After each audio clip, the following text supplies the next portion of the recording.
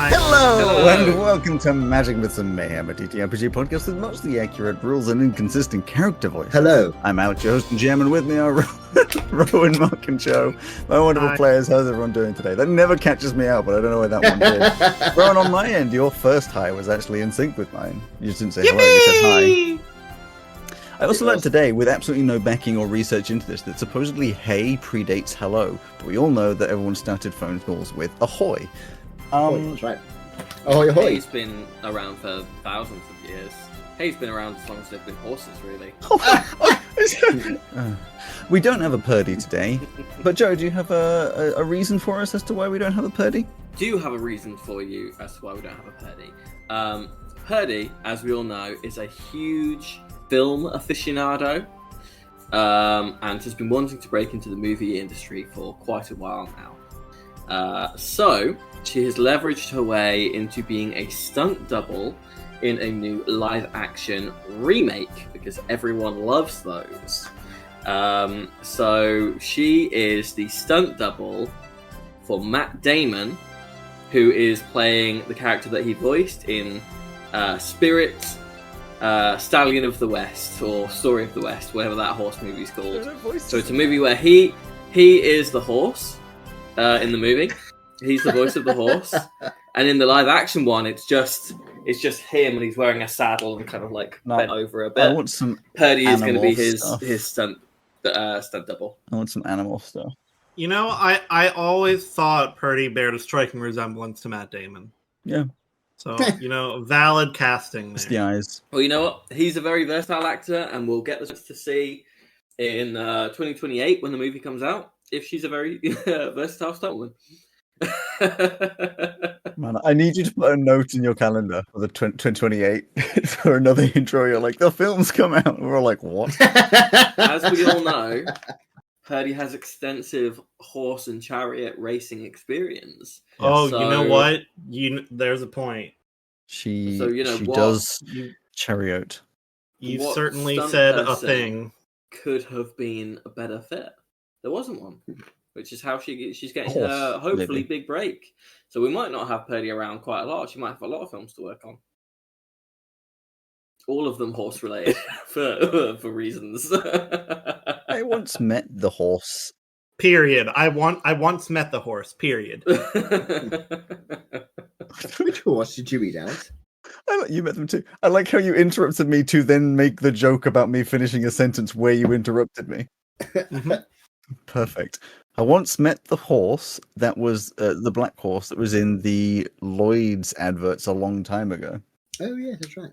Yes. He was jousting at Warwick Castle. Right. Sadly, I suspect that advert didn't show very much in the US of A. Probably not, since you don't have the bank. Hello, American audience. We barely have American audience. It's like 80% of the audience. So anyway, American audience, just know that I am your representative here, and I am So, also in the references with you. Lloyd's are Yeah. a bank, and their symbol is a black horse, and they had adverts which had real black horses in it, and one of those horses from the adverts we saw, and it was very horsey and black. I'm with Lloyd's, and here's my card and all the card numbers. In post, I'll beep out the image. Huh? Anyway, we have a recap. Beep out the image. We have a recap. I'm ready. Yeah, it's just fun.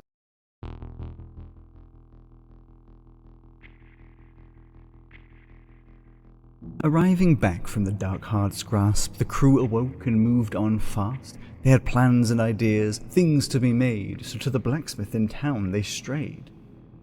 The halfling was harps and knew his stuff, informing them of plans and prices for rough ideas that Pesto was slightly chuffed to hear and query alternative guff, 3 in total, all based on their cannons being tough. But time moved fast, and so did they. Moving to the Bridgehead Market for the day, they shopped and bought a few things of note before moving on, going back to the boat. Up the river to Moonhaven they went, sailing along. 2 days were spent, making, creating, testing and resting, soon getting whiff of Moonhaven's scent. The plan was clear, so late in the night, to find a fence to see if they might be able to label a price on their coins, and they were, but not without task forthright. The lady they spoke to informed them of a bloke who awoke having evoked a luck bespoke. It seemed that a chef of fame and fortune was doing better than expected by the local town folk. They were charged to investigate, contemplate, remediate the situation which this lady did implicate. And so they moved to the restaurant called Opal to see if this man was eating a local meal or dinner with family abound, and they did. Inside, this man was found. And so we meet back to the present, mystery waiting, nasty or pleasant. We won't know unless we listen fast to see what future becomes the past. See what future becomes the past. I like that. Little known fact, Alex was actually Eminem's stunt double in Ep.25. He doesn't often get the chance to bust out the skills that he learned on that set, but he's made good use of it there. And I tell you what, I did myself dirty with the lady they spoke to informed them of a bloke who awoke having evoked a luck bespoke. Because I said the word "loke" a few times. My brain fully flatlines when I hear the rhyming. I was half expecting you, Rowan, to follow up with that thing that you say when we're explaining about how two words sound different, and you go, "It sounds the same." What sounds the same? I didn't even hear the words. It went straight through, open path, straight through my fucking ears. Rowan just heard, "I spoke, a spoke, a spoke, a spoke, a Yeah. spoke, a spoke, a spoke, a spoke." I literally only heard the rhythm. Which was very good. It was a very nice rhythm. That was, very impressive. Yes. This is the rhythm of the night. Oh, yeah. So, you are currently standing outside of the Opal. You have indeed got a booking in about 40 minutes, which we can skip over to stand inside and eat some of the very expensive food you might find within. Do you remember what the Opal looks like? No, then I shall describe it to you. It's a sort of stone about that. Oh, pretty. Sort of Bit white of on the outside. bit of pulling back the curtain here for our listeners. Alex is now just taking the section from the last episode and cutting it in here, so he doesn't have to read it all out again. Exactly, I yeah. remember what it looks like. As if. I better remember what I look like. The Opal is the most egregiously fancy restaurant you've ever seen. The entire inside is a pale cream white with masses of clear crystals hanging from the ceiling, refracting the lights all around the room. In the center of the room are two incredibly large pillars which hold up the painted ceiling, tens of feet above, and towards the back of the restaurant, past the many round tables, is a quarter-circle staircase that evidently leads up to a kitchen. The walls of the restaurant are a large stained glass that are evidently enchanted to show not the streets of Moonhaven, but one of the many beautiful northern coastlines looking out to the sea, suns shining down no matter the time. At the entrance, of course, is a waiter who you have spoken to, who at this point, if you are going back, presuming you are going to your booking, is ready and awaiting. You have your finger up as if you want to say something. I do, because the last thing we were doing when we were lurking outside was that Pesto was casting a detect magic. No, Rowan was getting very overwhelmed by the number of things happening, and then Alex asked the question, "Do you want to do it in front of all these people?" And I crashed out. Yeah, correct. So no, you weren't going to cast that because you thought it's just not really worth it because it's casting a spell in the middle of the street. There's a lot of people around. We've got 40 minutes. We can find a quiet corner because I'm interested in whether or not a chef friend has any magical items. True, but also detect magic only lasts 10 minutes, I believe. Yes, and you have to be within 30 feet of them. It is up to you. You obviously do have the availability. You would then have to sneak around a corner and try to cast something. There are alleyways around here. There are also a lot of people, but it is up to you. But I think I've got detect magic. I may have a better idea. Yes. I've got dispel magic. I believe that I brought Dispel Magic, potentially. Did I? Yeah, pretty good. I did. I haven't renamed it, though. What, dispel or detect? Dispel. Not very useful this bit. I think we could dispel it on the chef on the off chance it worked. Well, he's a demon as well. Alex. Oh no, Yeah. never mind. That's not. Never mind. No. Never mind. Never mind. The answer would have been no. You're welcome to ask anyway and see if it is a no. No, it's definitely a no because I'm saying no. Okay. No, how dare you? Oh no, that won't work either. No, I was going to try to cast like have one of my toys have detect magic on them, but they can only cast spells with a range of touch, not self. You can see through their eyes, though, can't you? Only if I enable that. And none of my toys have that right now. Oh, okay. And that was another question I was going to ask: is if I cast it on myself and I look through their eyes, does it work? But I don't think it would either. I would say no. Yeah, because that's still a different entity. Exactly, it's their perception. Yeah. Because they are in their own way sentient, it would not count as your vision, like looking at a TV screen. So, if we're not casting any spells in that time, your 40 minutes passes relatively quickly. It's quite a nice evening. It was, I believe, spraying a little bit of rain earlier, but it has calmed down. The skies have cleared. It is later in the day, so the rainbow belt is pretty much visible above. And I guess you're starting to get a bit of a idea of Moonhaven as a total. The patronage, what do you call population, there's the word, of Moonhaven is just obviously I was going to say rich, but generally richer. But the biggest key thing is it's a lot of people who are evidently dressing very rich, but you're not sure if they are in themselves very rich. It's almost as though there is a societal expectation to wear fancier clothes or to just sort of spend a bit more money that people may not necessarily have. Maybe they do. Obviously, there are families, like, for example, the Monhas family, that have lots of money, but that is a few rather than a many. Anyway, eventually you wander back to the entrance of the restaurant, and the waiter greets you inside and shows you to a table. The table is nice. A nice tablecloth round table with 4 seating spots, places, and they leave you to it. There's a little, flower on the table, a candle, or an everlit stone, sort of just sat there, flickering gently. A ghost light stone on every table. Yeah, a bit of they're so expensive. A bit of a weird disparity as you walk in. It is now sunny, which is a little odd, but it's very pretty. Everything's very nice. These patterns all over the ceiling. The paintings on the ceiling seem to be a little bit wasted in the fact that there's crystals everywhere, so you can't really see all these, like, the specific shapes that are up there, but it does look very pretty with all the light refracting through. So it's a cheesecake factory with crystals covered. I've never been to a cheesecake factory, so I have no idea. Well, that's how I'm going to interpret it. I'm thinking more like Sistine Chapel.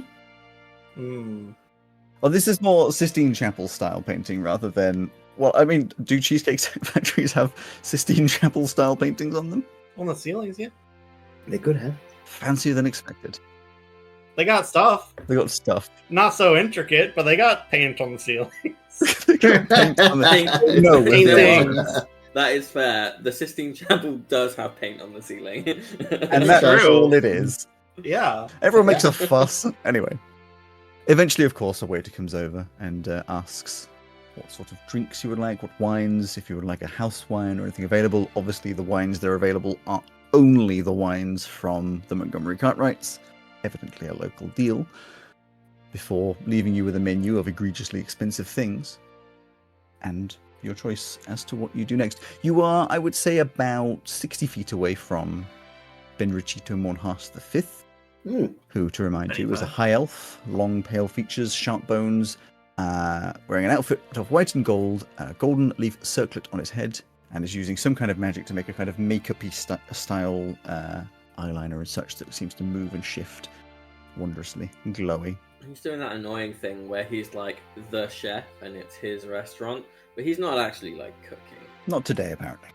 That means that there's just a bunch of rats doing all the work in the kitchen. Almost like New live-action version of Ratatouille that I'm going to be a stunt double for. Coming to a theatre near you. Are you stunt doubling the critic? No, I'm going to be the stunt double for the hat that he hides under. I'm very good.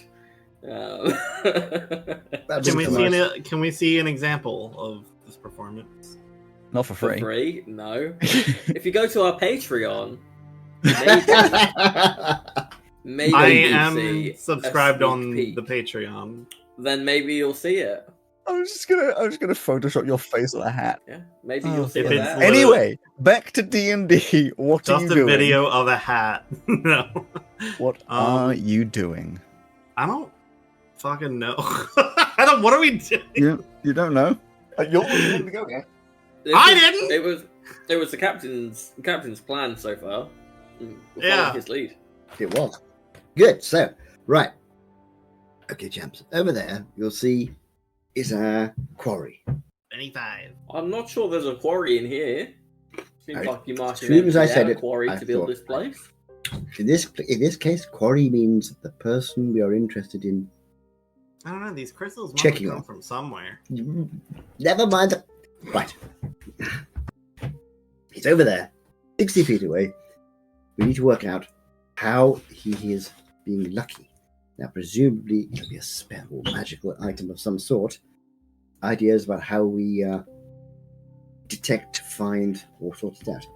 I could dominate person to get him to come over here. It's a really bad idea, but I could do it. Wait, are you asking us for a plan once we're inside? I thought you had a plan and that was why you brought us in here, Captain. My broad plan is to go and talk to him and just make contact. I was hoping we could sort of detect whether he had any magical items on him. They're too far away. Not if we walk over. Might be quite difficult to cast spells like unnoticed in here. I feel like if we just walk over to the most important guy in the room, it's probably not going to go over well. Maybe we just hold the whole place hostage. As you're saying this, you see just a random person walk over to Benrachito and just start shaking his hand and obviously being like, "Ah, yes, you're really famous and I like you," and they're having a little conversation. See, that guy's about to die. And then a bolt just goes straight through his nose. Oh my god, I can see the future! I tell you what, you two chaps, order some wine. I'll have a white. I'll be back in a moment. Oh, I'm going to wander over towards our friendly chef. I'm just assuming this is on the captain's bill. Sure, you get over just as this other person. I'm going to mentally sort out my complicated. You're going to make a lot of noise as you go over there, obviously. What am I at the moment? Oh no, I'm not. I'm not a centaur anymore. No, you were closing your food whilst you were talking. Oh, what? You're crinkling your food whilst you were talking. Oh, I beg your pardon. I'll move it over there. It's a restaurant. Of course, I have food.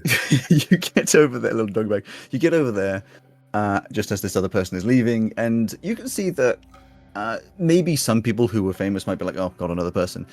Benrachito appears to love there's another person coming over. They smile at you, stand up, graciously put out their hand, just expecting that you're going to shake their hand, almost not really giving you a choice, and lock into quite a tight handshake as they say, "Well, hello, and what is your name?" Ah, Chef Benrachito, what an honor. My name is Captain Mayhem. A captain? Yes, I have a small ship out in the harbour, and nothing too exciting, I'm afraid. We make a fair living, enough to make one comfortable. You know how it is. Well, do you work under the Montgomery Cartwrights, or? We work with the Montgomery Carter, absolutely, on contract from time to time. Yes. Ah, yes, of course.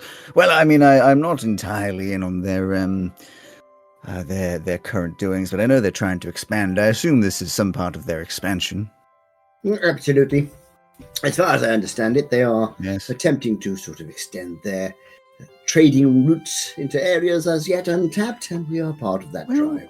Not to kick in where I'm not welcome, but since I am thinking of my own expansions, I do want some more bespoke cargo trading that might not necessarily be wanted for such a large organization. So perhaps at some point we can have a little chat about this. Oh, more than happy, yes. Always willing to take on work where particularly for an august person such as yourself, of course.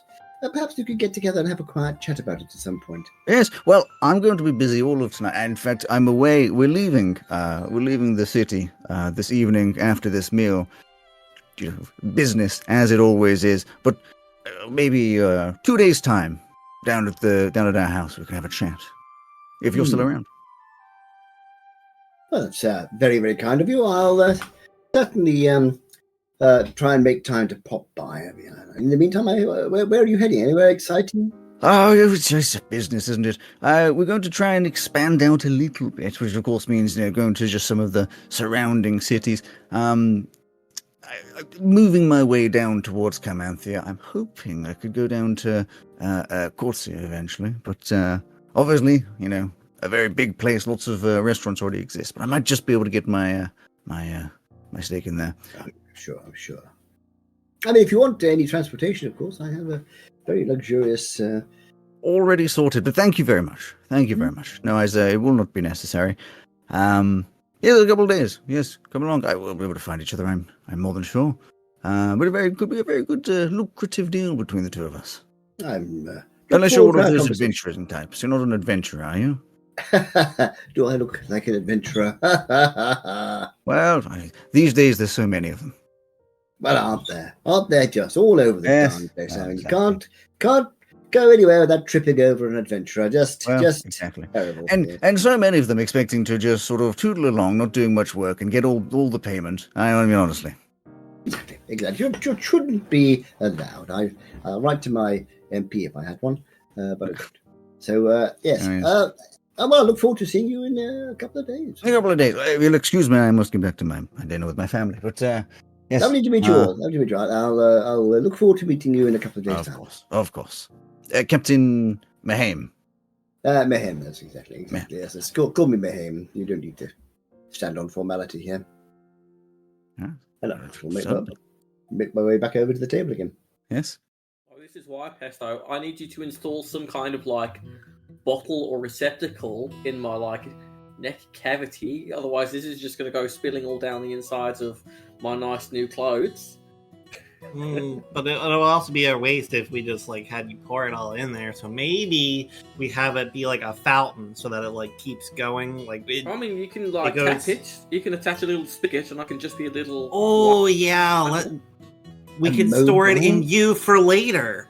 You see, as you get back, Captain Mahame, you see Benrachito, obviously too far away to be able to hear, calls over a waiter and has a little chat with them before the waiter is sent off again.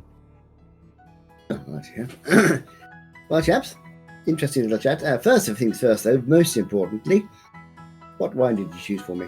Oh, we just got 3 bottles. Since it's your bill, we said just get the most expensive stuff. Do you know? Never mind.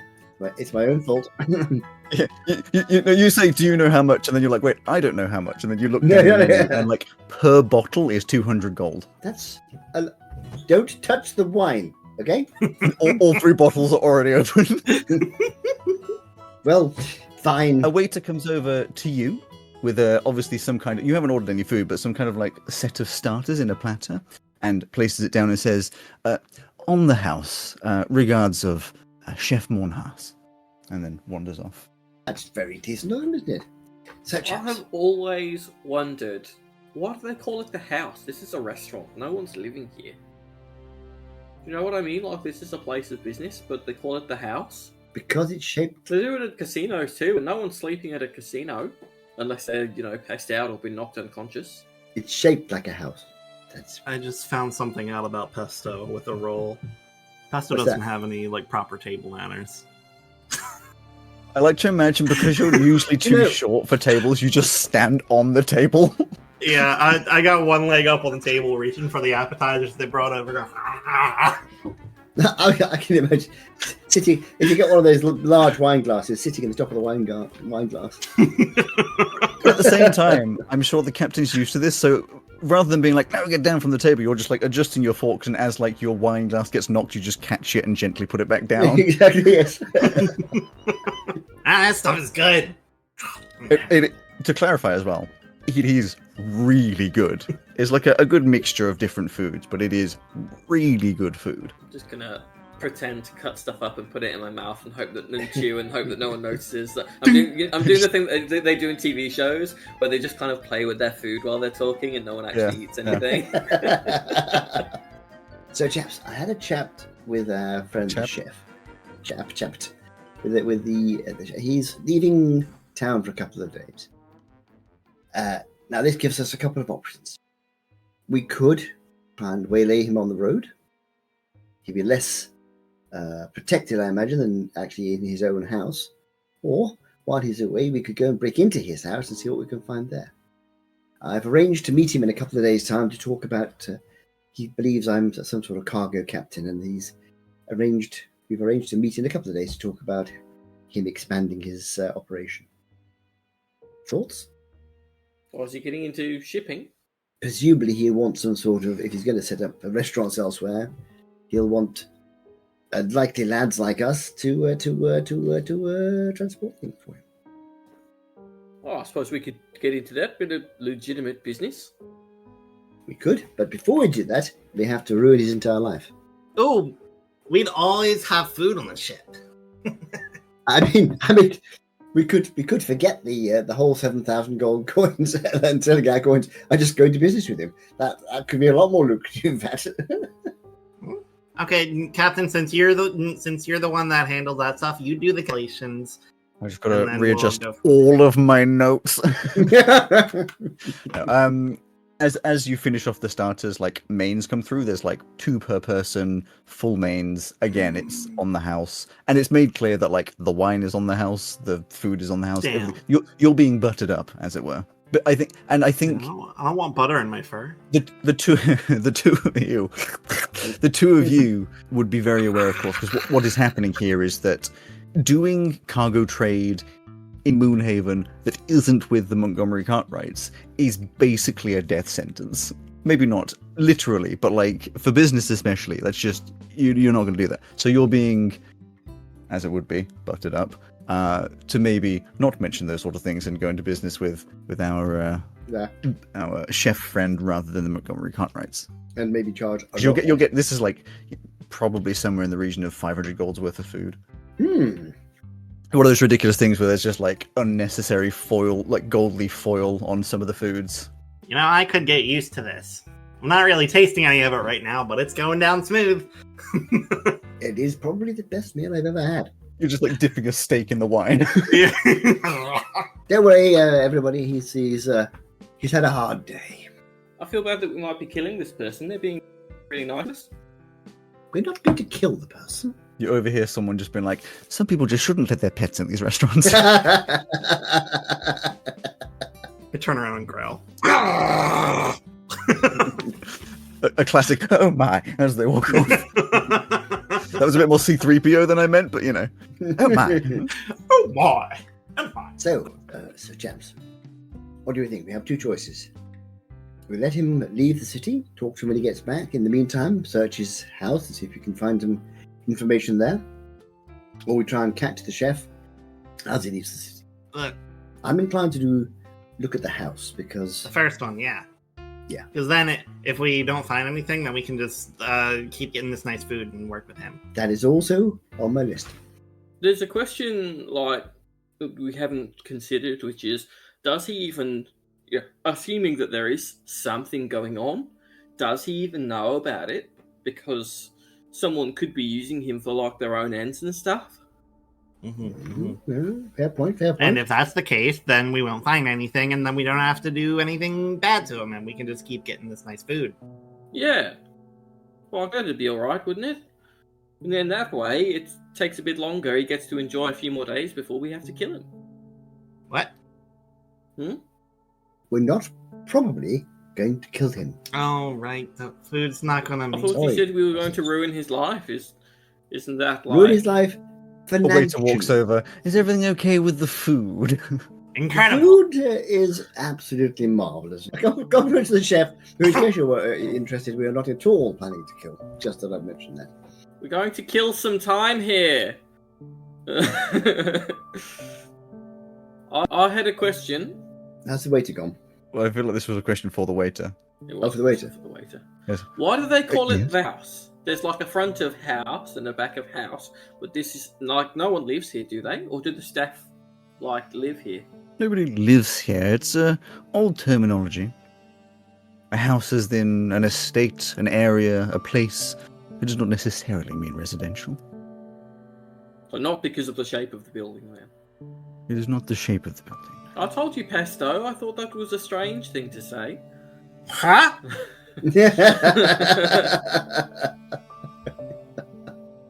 There's just like a completely clean T-bone. Chicken marsala is hanging out the side of my mouth. And they wonder. And you'd come to the end of this meal. Everything's cleared up. There's lots of wine. I'm sure Pesto is a little bit tipsy.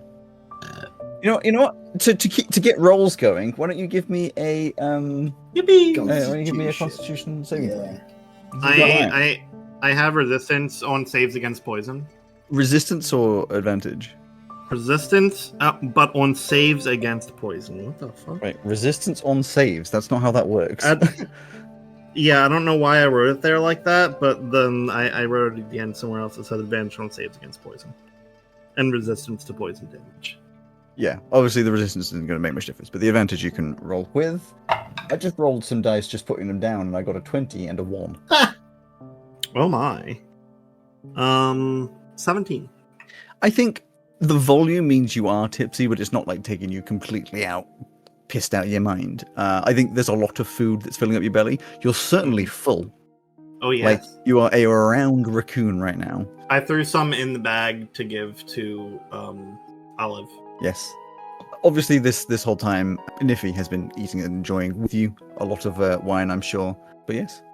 You notice later in the evening, the Mornhasses get up and leave. A little nod to you, Capitan, as they leave. I'll nod at them and do that finger wave thing. Yes? I will roll forward at them and then back. There's a little bit of like a, oh, kind of face. I do want you to know that I changed his nickname in my notes from Benny5 to Benny Cheeto 5. Benny Hot Cheeto 5. Yeah. So what do you do? Well, we'll finish our meal. Mm-hmm. Nod gracefully to the waiter and leave. Mm-hmm. Oh, whoops. Yep, all paid for. I was going to say, oh, whoops, we forgot to leave a tip. Never mind. And we're not going to be coming back again. It doesn't matter. Yeah, when you kill the owner, it makes it hard to come back. Well, exactly. Only if they know it was us. So we head out into the night and, right, chaps, let's quietly make our way towards his house. Wait, don't we want to wait? They said they're going to be gone for a couple days, right? So we want to give them some time to get out. You know, He said they were going straight after the meal. Well, let's give it a second. Okay. What if that was a setup? Can't think of any reason why he would particularly, but all right. In that case, let's find a bar. How about the ship? I'm pretty full. Did you just drink 3 bottles of wine between the two of you? I had Yeah. 2 You You have glasses. quite a small stomach. I was going to say, two bottles are probably still in your bag. You just put them in the Yes. bag of holding. Now, here's a question.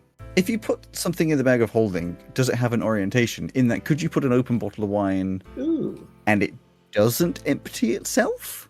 I imagine it's like anti-grav. Yeah, it's kind of like a state. I've always imagined it like a stasis. Yeah. Can just things go in there. There's nowhere for it to spill. So you probably could. Does that mean that if it's sparkling, it won't go flat? Maybe. No, because we have had bodies turn to goop in the bag. That's true. Time does pass. Yeah. Time still passes. I don't think physics are quite all there. Yeah. But do the bags upgrade over hundreds of years? Has the technology improved? Oh, yes, good point. Yeah. Good Could answer. I look into a way to make it Potentially. also... Ah. Potentially, but Chances as much were as I make this it, is a bag of holding, and it can't be improved. Can I use mean- the Modron core to turn it into a time stasis bag of holding? I mean, honestly, that's the kind of shit that you could do. But so me saying no to it not upgrading does align actually with things I said before, where technology has got lazy because of magic, if that makes sense. Like, there's not the reason 400 years has passed and not a lot of technology has been developed, other than in Hydra, is because it works. You got a bag of holding, you got a bag of holding. What else do you need? It's just a bag that holds literally everything, you know? Honestly, true and fair. Yeah. No innovators on this world. In Hydra there are, Except in Hydra. but Hydra's very cagey with their technology. Too bad Probably we have for no good reason. connections to Hydra. Not this campaign. Last campaign. You go back to the ship, Pesto. Yes. You get out your Modron core blueprints and show I them do. happily to everyone with your Yeah, look at this! There's And more start- stuff in it now. and start talking about all of the details. So I've just sent something through to you guys, which is a little a part of all the information I have about. Did I say the right thing? I think I did. Yes. The Modron core. So, for the podcast, it is just a square with words in and connections. It is the Modron core, the inside of which is the harmonic governor, the paradox synchronizer, the Zeruan pulse coil, the fractal nexus, and the continuum clutch. A lot of those are all connected together with what is called I will go into more details in a second, but what is called the Divinic dodecahedron. There is a yellow line coming out of the Zeruan pulse coil that goes off the sides and has notes that say 2 IPS, cephalic system, memory system, chronometric shard, and stasis pinion array. There's a blue line, which is, the yellow line is the chronofibril loop, obviously. The blue line, which is the temporal arc thread, goes from the continuum clutch to the stasis pinion array. And there is a light blue line, which I actually forgot to put the thing on, but I'll tell you what that is in a second. Going from the paradox synchronizer to the chronometric shard. And a light purple line, which is the chronofeed arc thread, going to the procedural sensory relay and mnemonic lattice coil. That light blue, that light blue line is the causal thread. Alex opened both his dictionary and his thesaurus for this image. I went. Y'all don't even know a quarter of it. So the Modron core, otherwise known as the Divinic dodecahedron. Which it does have a note that says that in a Modron, this would have been located in the central chest cavity. And this information is stuff that you have inferred from the blueprint. I'm just going to give you it all because I'm not going to be like, this is how it says it on the blueprint, but I'm just going to give you the bits that you would have got from this. So, constructed around the central containment shell known as the Divinic dodecahedron that connects all the integrated parts, the Modron core houses 5 subcomponents, each tuned to one principle of Modron existence: energy, memory, will, harmony, and flow. The parts resonate in a closed feedback loop, sustaining the Modron's life, purpose, and time warping capabilities. And I put a note here that it doesn't sound there, but it's about the size of a basketball. Obviously being a dodecahedron. Apropos of nothing, Rowan, I have a chest cavity with not a lot in it. Yeah, I'm going to turn you into a Modron. Just something to consider. I'm going to turn you into a human bits Modron. The blueprint does have, and I will send you this information at some point, Rowan. I'm just not going to do it right now because it'll format really weirdly. But the blueprint does have all the shapes and stuff and sketches. I haven't done that. You actually kind of wanted to do that yourself potentially, but I do have some descriptions of what this stuff looks like, but you can have fun with that. So, the Zeruan pulse coil, which is in the center of the dodecahedron. It's a fist-size. You do. It's a fist-sized brass spring suspended inside a polished glass orb, wound but never unwinding. And you have notes that it says it hums faintly when held near ticking clocks aligning with their rhythm. This is the primary power source of the Modron, the ticking heart. Wound once by Zerua at the moment of creation, the coil never unwinds, radiating a chronorhythmic pulse outward like a heartbeat that generates not just energy, but temporal momentum, allowing time to flow for the Modron. This drives all other components. And that you've worked out that connects to everything external of the Divinic dodecahedron via the chronofibril loop. The chronofibril loop is that loop of gold wire that you have, or that's a piece of gold wire that you have. Yes. Yippee! Which gives power and temporal momentum. It also connects to everything inside of the Divinic dodecahedron via the Divinic dodecahedron. Crazy. Yeah. I know. The continuum clutch, which is directly behind the pulse coil, a gyroscopic gear cage of silver latticework spinning on 3 opposite axes. Don't worry if a lot of this is hard to perceive. It is on purpose because this is all meant to be very kind of like weirdly extraterrestrial. Timey-wimey soup. Yeah, timey-windy. The continuum clutch converts the pulse coil's beat into a time state, channeling its energy and anchoring the Modron's temporal presence, stopping the Modron from drifting unpredictably through time. It connects to the paradox synchronizer to direct causality overflow to prevent paradox buildup, and connects to the harmonic governor to regulate how emotion affects time skips. Oh. So the connections, this connects to the pulse coil via the Divinic dodecahedron, it connects to the paradox synchronizer via the Divinic dodecahedron, and connects to the harmonic governor via the Divinic dodecahedron. Alex, I want you to know that the chaos in me was like, what if I just like made a little thing that go on other people where that's not working, and then they just goodbye. They get dusted through time. That'd be fun, but I don't think I want to waste those. Do it like a grenade, a paradox grenade. Yeah. If they like get sent slightly back in time, but not quite enough, where they end up adjusting their own timeline and then just disappear. Yes. That would be such a waste of the Zaruan pulse coil. Yes. The fractal nexus, which is attached to the inside top of the dodecahedron, is a dome-shaped matrix of mirrored gears and etchings that reconfigure endlessly. This is the Modron's cognitive engine, processing not only logic, but the symmetries of divine law. It doesn't think in mortal terms, but instead arranges reality into patterns of acceptable outcomes. It operates on rhythms sent by the pulse coils and takes data from the mnemonic lattice coil and procedural sensory relay filtered through the harmonic governor, turning chaotic input into usable sequences. It also processes information from the exospatial memory drive via the mnemonic lattice coil. Mnemonic, I can never say that word, mnemonic lattice coil. So yes, it connects to the pulse coil and the harmonic governor via the dodecahedron. So that obviously mentions some parts that aren't on your blueprint, which is fun.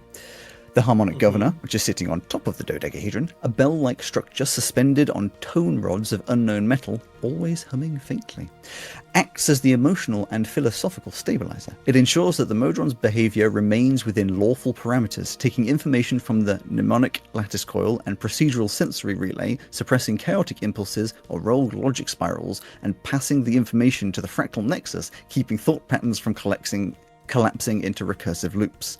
It also connects to the continuum clutch to regulate how emotion affects the time skips. If damaged, the Modron may act erratically or develop, in quotes, personality.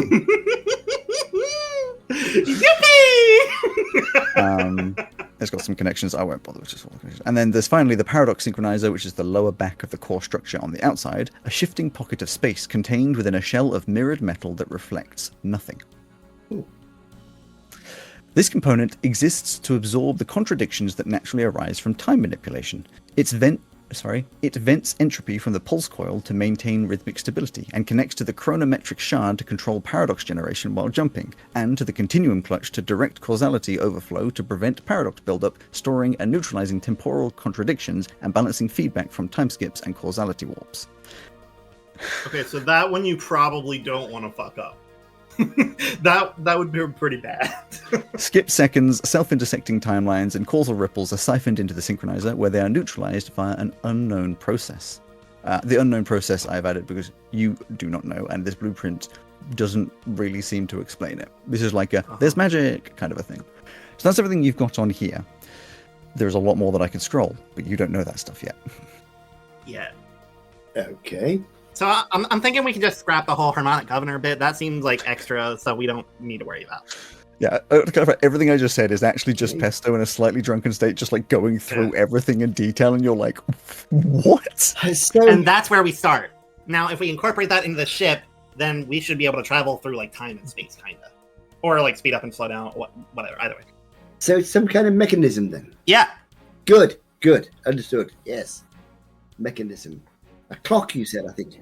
So at some point, I will be carving out a space in the back of the ship. We'll lose a little bit of space because this is probably going to need like a pretty sizable room.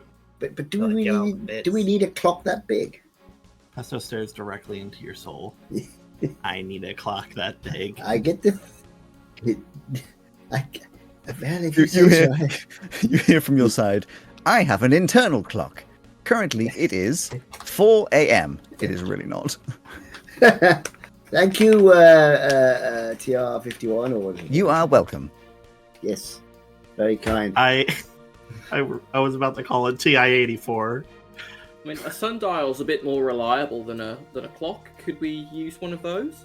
No. So I'm gonna go and try to figure out like what these other bits are.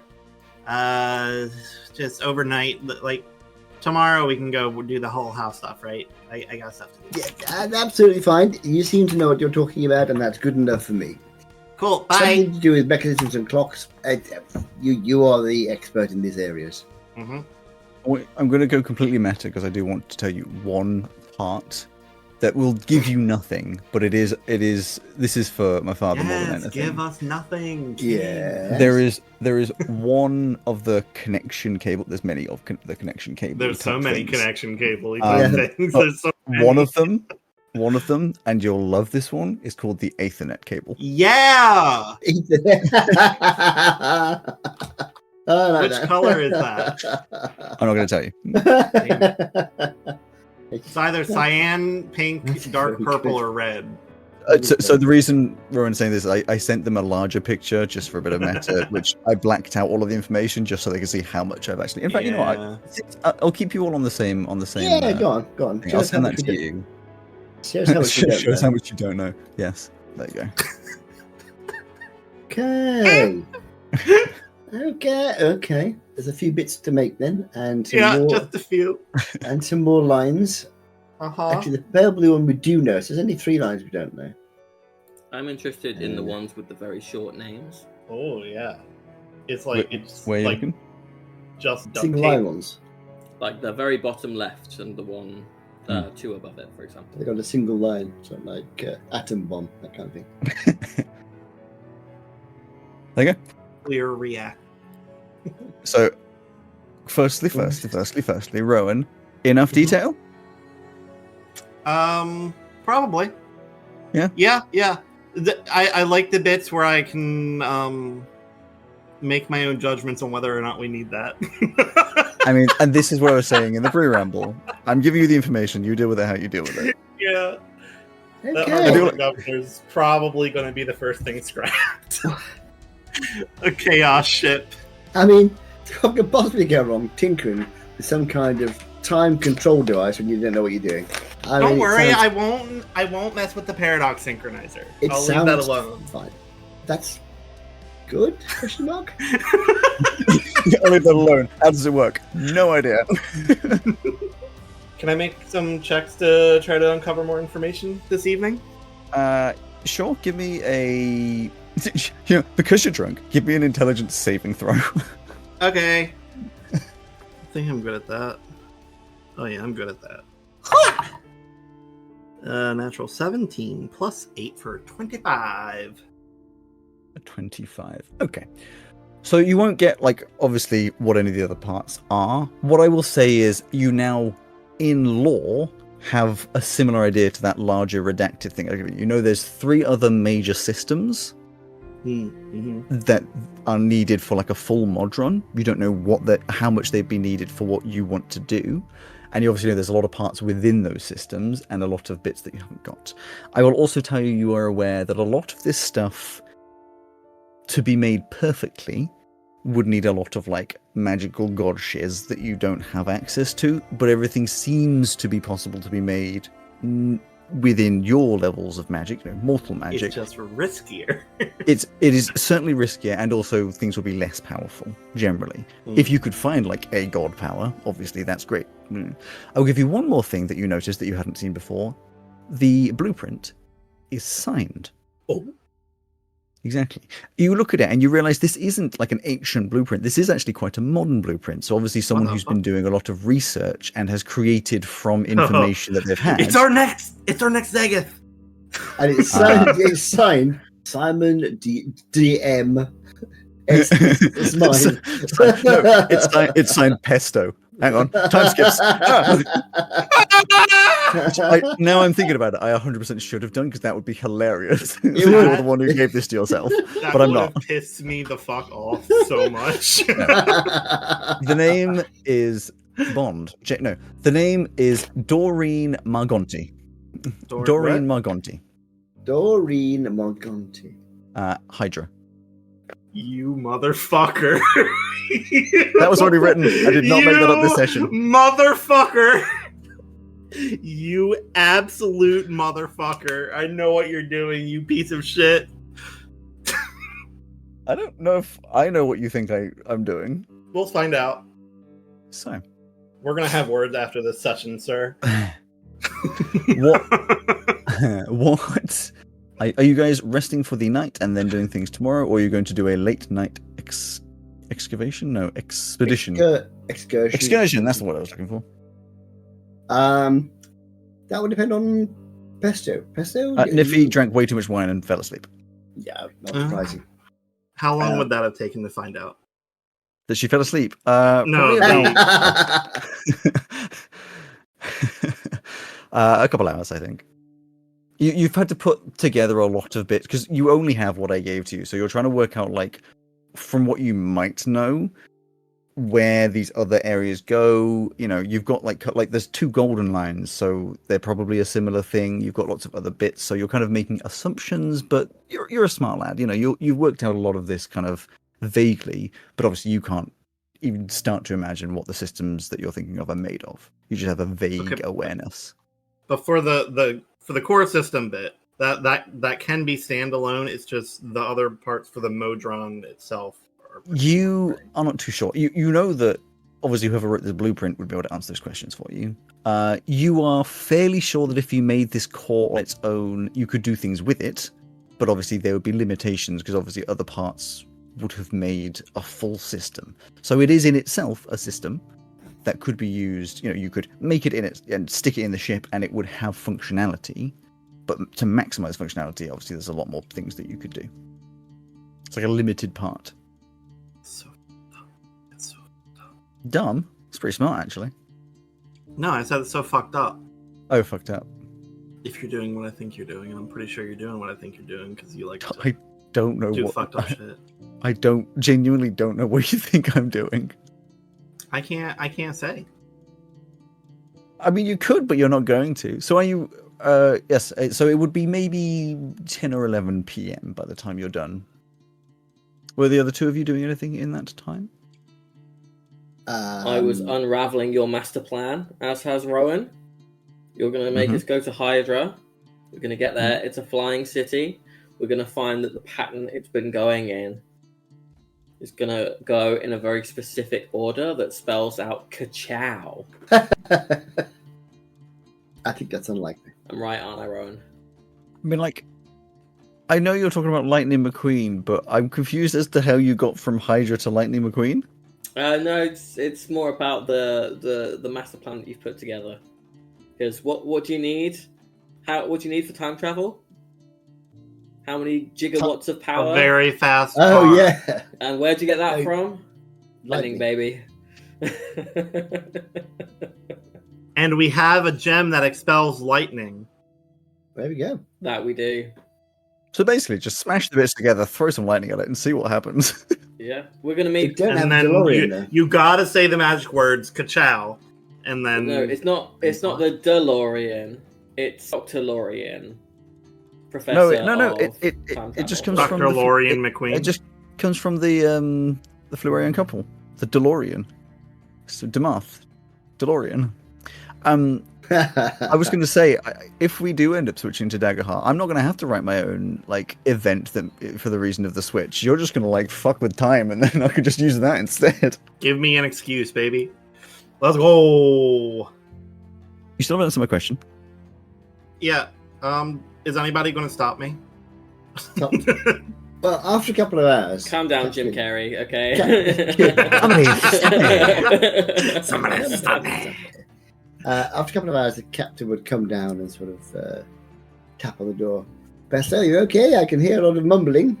Yeah, I'm wrapping up this bit. I was about to get started on the gauntlet work. Why, you got something? Well, we could go and have a little look at this chef's house. Middle of the night? No one around? Fine. It could be things to steal. Yippee! Yes. Have I understood your objectives correctly? You have not, but it has worked quite well, so that's okay. TR-51, if you could stay here and make sure that Nudu's all right. I am 30% steal.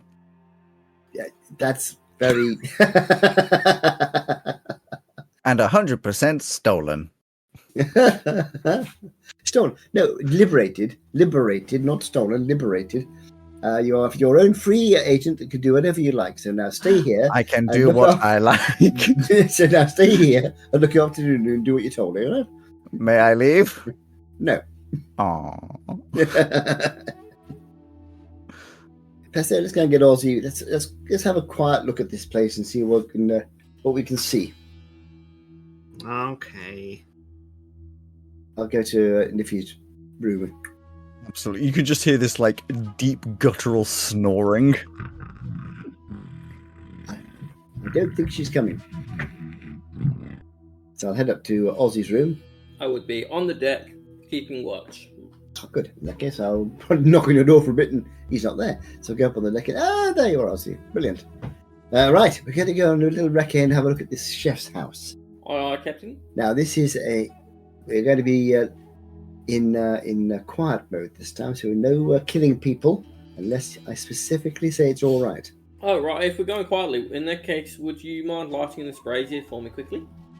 And then if you all stand around me, then we'll be, like, super quiet. That sounds like a plan. Does release a bit of smoke, but, you know, if we, like, chant something, I don't know, it won't hear the chanting. We can mouth the chanting.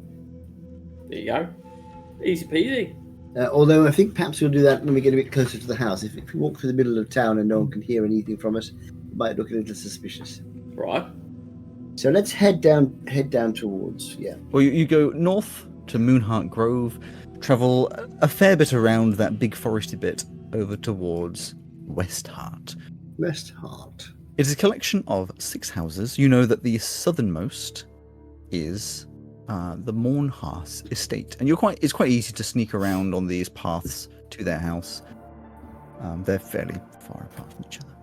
In the Westheart residential community, the Mournhearth estate is the southernmost building. The house is large in size and is mostly modern styling, with large stone walls and modern tiling covering the multiple roof points. At the front, there is a stone patio with stone steps on both sides leading to a large wooden double front door.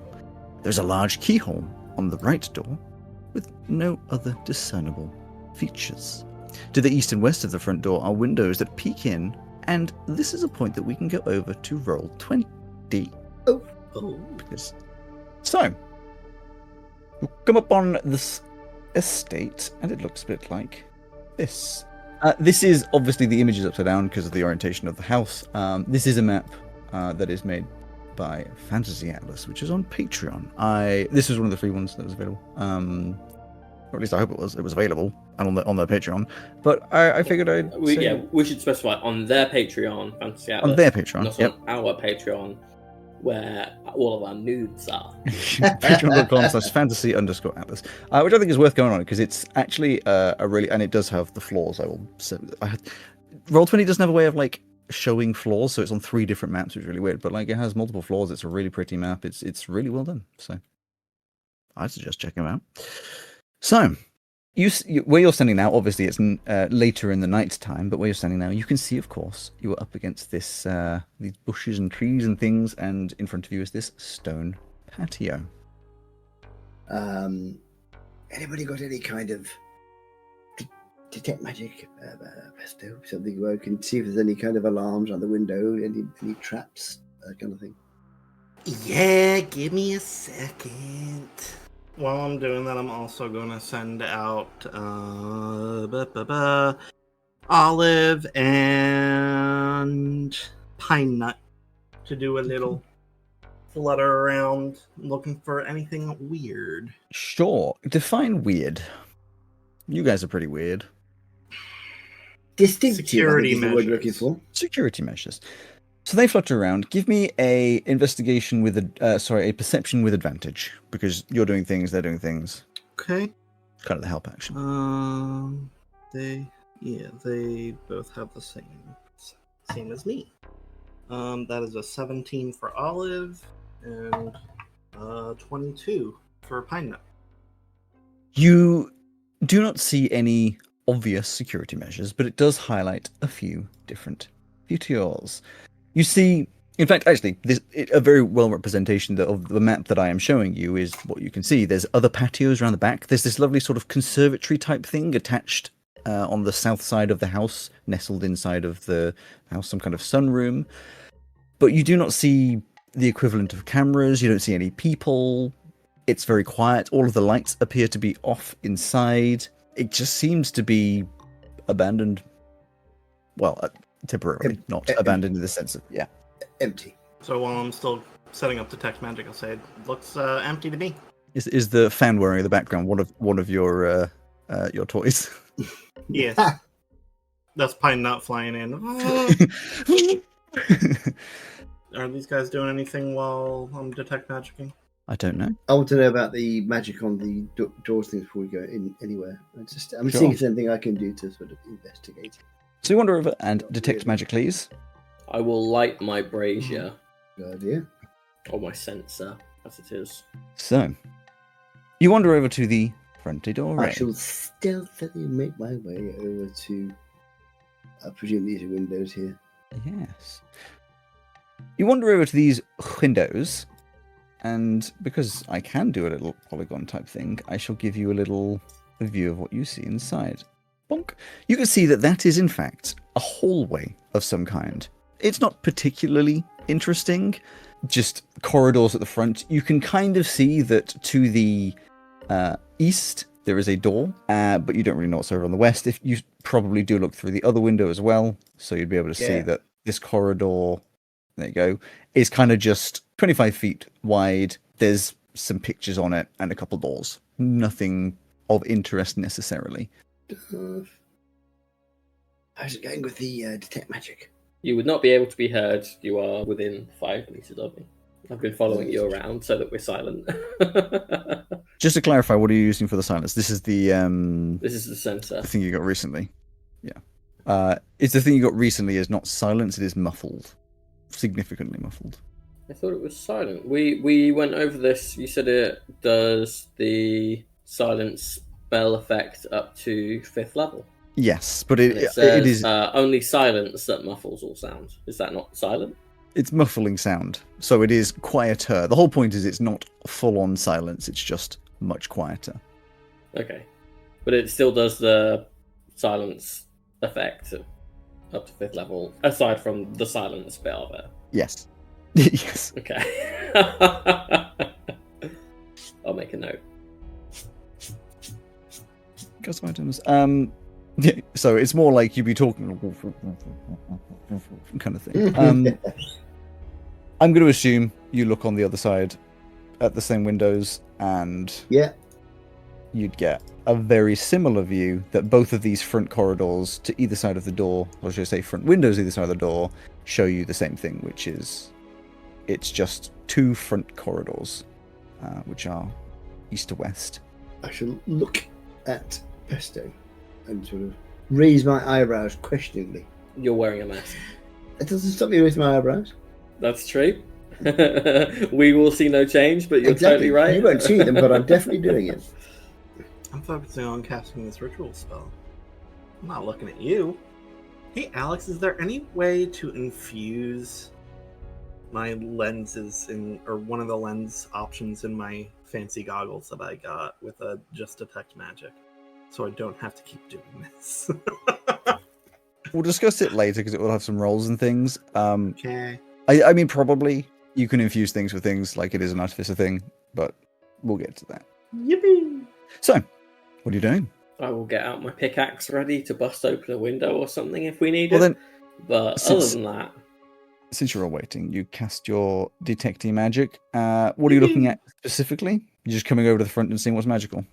I'm going to be checking all entrances and potential entrances and real entrances that I'm aware of.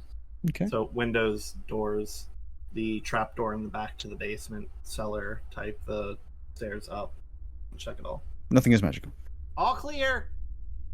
For the podcast, my father was mouthing what because they're inside of this muffled area. I'm not inside of the muffled area though, so do they hear me normally? I mean, it's still all the sound in a 5-foot radius, and I thought so. Yeah, the sound would get to the 5 foot and Silence. I'll walk over to Pesto. What?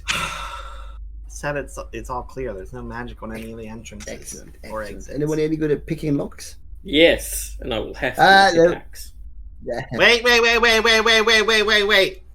can pick the locks. Pesto's really good at it. Yeah, I'm actually really good at picking locks. It's a sleight of hand, isn't it? I can do. Yeah, it's a tool I check, so don't it's a have little any different, but yeah. lockpicks, but I am. it's Like the same hand. values from. Well, since I am proficient in sleight of hand, I am expert. then I will assist. Expertise. If I may. Okay. I'll hold the Yeah, sure. tensioning rod, or whatever it's called. That would be so awkward. Yeah, I hold the tensioning rod. They use 2 rakes. And they get a 12 plus an 11. 23. 23. Oof. You're fiddling with the lock, and you just, it's all sensory, obviously, like feeling rather than seeing, and you're trying to work this out because it's like it doesn't. Like it feels like a lock, but like you can't really. It's not working how you would expect, and you're not Can I really just turn sure. the door handle? Yeah, it's unlocked. Fuck. Before we turn the door handle. You got that with. I was gonna go through the whole thing and just say it's unlocked. I know, but I saw the shit-eating grin on your face, and I knew. I was like, he's not going to trap the door handle. This motherfucker has an open house. Fucking rich people, I swear. I'll just walk in. Is he selling it? You walk inside. What time is it now? What? That's not a door. That's a window. Yeah. Oh, they were both standing in front of it, so I kind of just assumed it was the door. What time? What time is it? About 11 p.m. A bit later. Is it mid? There is the first little midnight. bit that you see. You walk into a very beautiful entrance hall, 5, 10, 15, 20, 25 by 5, 10, 15, 20, 25, 30 feet. 25 by 30 feet. There's this wonderful golden insignia on the floor of a stag, these big horns coming off the top. It's not horns on a stag. What are they called? Prongs? They're called... Antlers. Antlers, that's the word. I'm forgetting like every word today for some reason. There's a giant chandelier on the ceiling. And you can see this is one of those hallways where there are 2 sets of stairs in front of you, so to the south, on the east and on the west, that lead up to an upper balcony. This is one thing I edited of this map. Here, there was the balcony, but it got really confusing. So I've cut out the balcony because that's technically second floor. So these stairs lead to a balcony that goes across to each side of the steps and then to a door up there. What you can see on the lower floor, is of course it just continues over to a little double door in front of you. Got the tiniest little sliver showing the It's door. just so you can see it. There is a door on your east and a door on your west on the front side of the house, which are obviously leading through to those corridors that you have looked through the windows into. It is silent in here, a little echoey because everything's sort of marble and stone. There's paintings all over the walls. You won't know as much, Rowan, but Joe and Father, when you go into National Trusts and stuff, and the walls have just a chaotic set of pictures everywhere. It's that style where they're just everywhere. There's little indents for vases and things. Oh, like Tudor World. Kind of, but taller. And a lot fancier. Tudor World, but less cramped. And yeah. As soon as we walk in, I'm going to stop and just go, wait! In case there is something here. I'm going to cast 8 on us 3. Sure. So we all get 5 max HP increase. Your detect magic is still on. You see no magic? Cool. I think they're just rich and stupid. Yes, maybe. Or the stuff that we are looking for isn't here. Well, maybe if we decide to do business with him instead, we can give him some tips on how to keep his stuff safe. It's a thought. All right. Should we head up and see if we can find the chef's room? That'd be a good place to start. I was kind of thinking the cellar, because, that's where secrets are kept, right? Mm-hmm. I don't know, don't people, rich people, put stuff in safes? Yes, true. Safes kept in cellars, right? I don't know, I've never owned a safe. Where do we keep our stuff? All over the place, right? Oh, we have a hidden compartment behind the rudder. We have one under the floor of the storage deck. I've got one so we just need to find those in those. my workshop. We need to find the rudder. Does this house have a rudder? The storage deck and the workshop, and look for the little cuppies. Okay. I'm going to go this way. Let's split up. What could possibly go wrong? Exactly. I'll send one of my toys with each one of you. You two could get murdered while I'm not looking at you. That's okay. I'm going to send Pine Nut with Ozzy. So we got this big old tank of a man with a little woodpecker on the shoulder, and Olive with Monty. Do you want to split up, Captain? Okay. We'll split up for 5 minutes, see what we can find, and meet back in this room. Okay. If you get into trouble, the secret signal is shout as loud as possible. Okay? Well, Captain, you can just look towards Olive and say, help. You don't have to yell, because I'll hear it. Olive, if you see me running around and someone's trying to kill me, could you pass help back, please? Thank you. Okay. Is Ozzy staying there or going in a different direction? I will go where I am told to go. Ozzy, could you go down the corridor to your right? If you find any doors, have a little look through them. Use northeast, south, and west for the sake of making this much easier to... In that case, west. Have a quick look inside the rooms, see what you can see, meet you back in here in 5 minutes. Right. We're looking for safes might be behind paintings. Don't damage anything. I don't want anyone to know we're here unless we absolutely have to let them know. Got it. Wink. So don't take a souvenir yet. No souvenirs. Got it. So, the three of you, please all roll a d20, so I'll give me an order of who to pay attention to first. 3. 14. 19. Okay. Ozzy. Hello? Wait, you know what? I'm going to do it in inverse, because you always go for high numbers. We're going to go for low numbers. Pesto. Holy shit.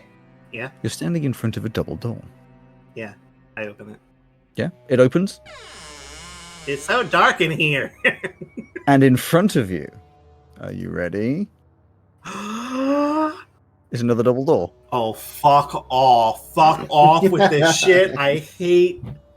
Okay, I open another door. You open the Who second the fuck door. designed a house like this? If both of these doors don't... Like, these doors have to open outwards. These have to open inwards. But These doors are bigger than the hallway. in actual safety homes, they are like that. Why? Keep in the room. No! Are you ready for this, Pesto? Alex, Are you Joe. ready? You Joe. ready? You stop. ready? Stop it. You walk into the conservatory. Yippee! So, the conservatory is this wonderful forest of flowers and plants, which are obviously rare and probably hard to take care of. Obviously, in here, there's not as many plants. Imagine when you see, like, in fantasy novels of any kind, where there's just, like, a greenhouse or a conservatory of some kind, and there's flowers and plants everywhere, hanging from the ceiling, all over the walls. It's The whole that room is style. tinted green from all the light hitting all Basically, the yeah. plants. And lots of other colours. Now, how well do you know nature? Roll me a nature. I know it as much as I am smart, because I don't have anything other than my intelligence. 18. 18's pretty good. I would say there is 11 different types of interesting vegetation in here. Give me an 18. We'll go through them one by one, but just give me 6 numbers between any 1 and number? 11. Oh, between 1 and 11. I don't want to pick, so I'm going to roll. Do a d12, I guess. Yep. 1, 3, 2, 5, 10, 7. The first one you recognize as a crimson gullet. Oh. It's a carnivorous plant with red gaping flowers lined with tooth-like structures. Oh. You know that these are kind of a pest control plant. Mm-hmm. There are many questions with how large they can get and how large of a pest they can handle. It's very well looked after. You can tell it's not one of these where, like, it's fantasy, it's sentient. It's more like a Venus flytrap in the real world. It has this very inviting kind of red inner lining.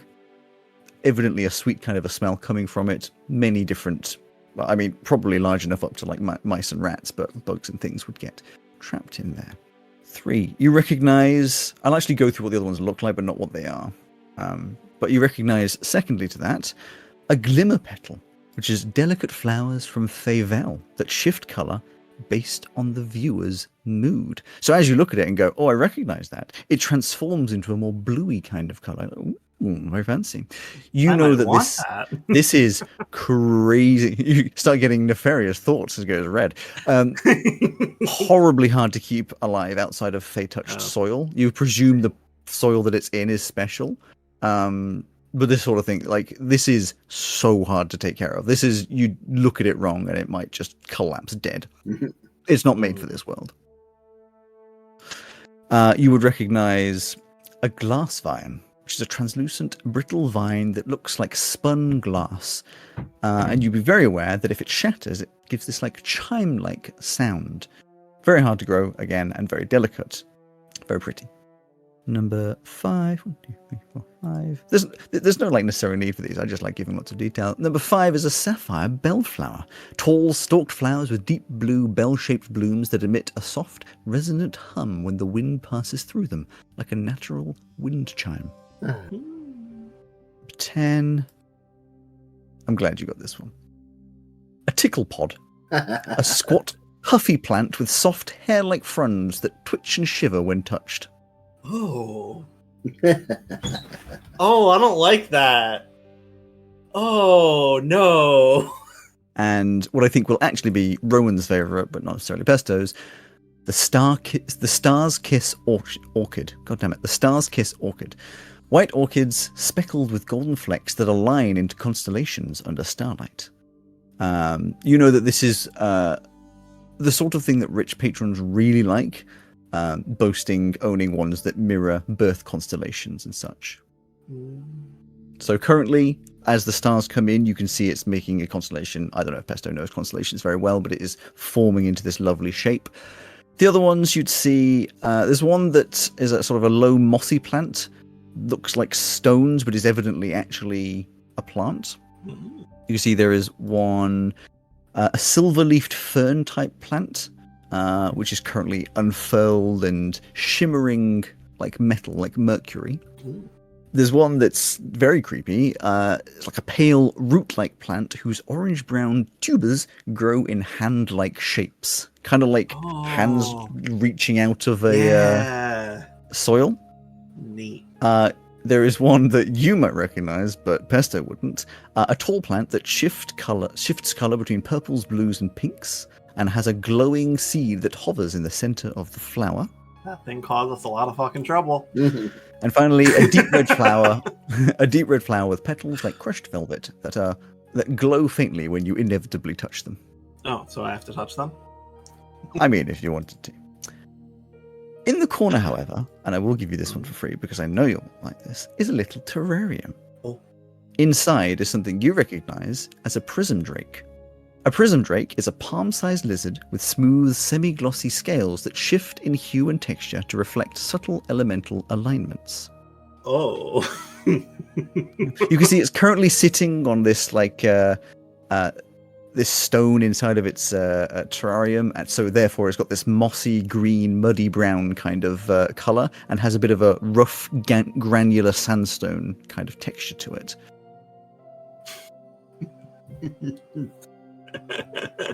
You would vaguely be aware that there isn't a singular thing that changes what they look like. It could be mood, environment, proximity to elemental sources, but you also know there's a lot more than just elements. So things like fire, water, air, and earth, obviously, but then there's like vegetation, metal, death, light, time, emotion. It's like an element iguana. You don't mean iguana, you mean chameleon. Yep, that one. But yeah, so they're very fancy little things. That's cool. But that's probably been about your 5 minutes, if I'm honest with you. They don't hear anything from me. I'm just Monty. That'll be me. Second floor. You can see what I mean now about this sort of balcony area. You're standing at the bottom of these stairs. You go to the top of the stairs. At the top of the stairs, there's a little open archway, which evidently leads through to a small corridor. You can see also that it shows a window that looks over the top of the conservatory that Pesto is in. So looking through a window, through the glass roof, down at Pesto, who is currently just looking at all of these flowers. I just want you to see the moment that I lock eyes with the lizard in the terrarium, and I'm very clearly thinking, maybe I should grab that. Looked at me, and I looked at him. I will turn to the what's the toy's name? Olive.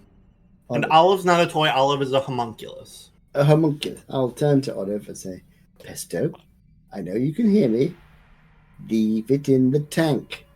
You look around, look up, and you see your captain up in the... See me mouth something, and then all covers her ears.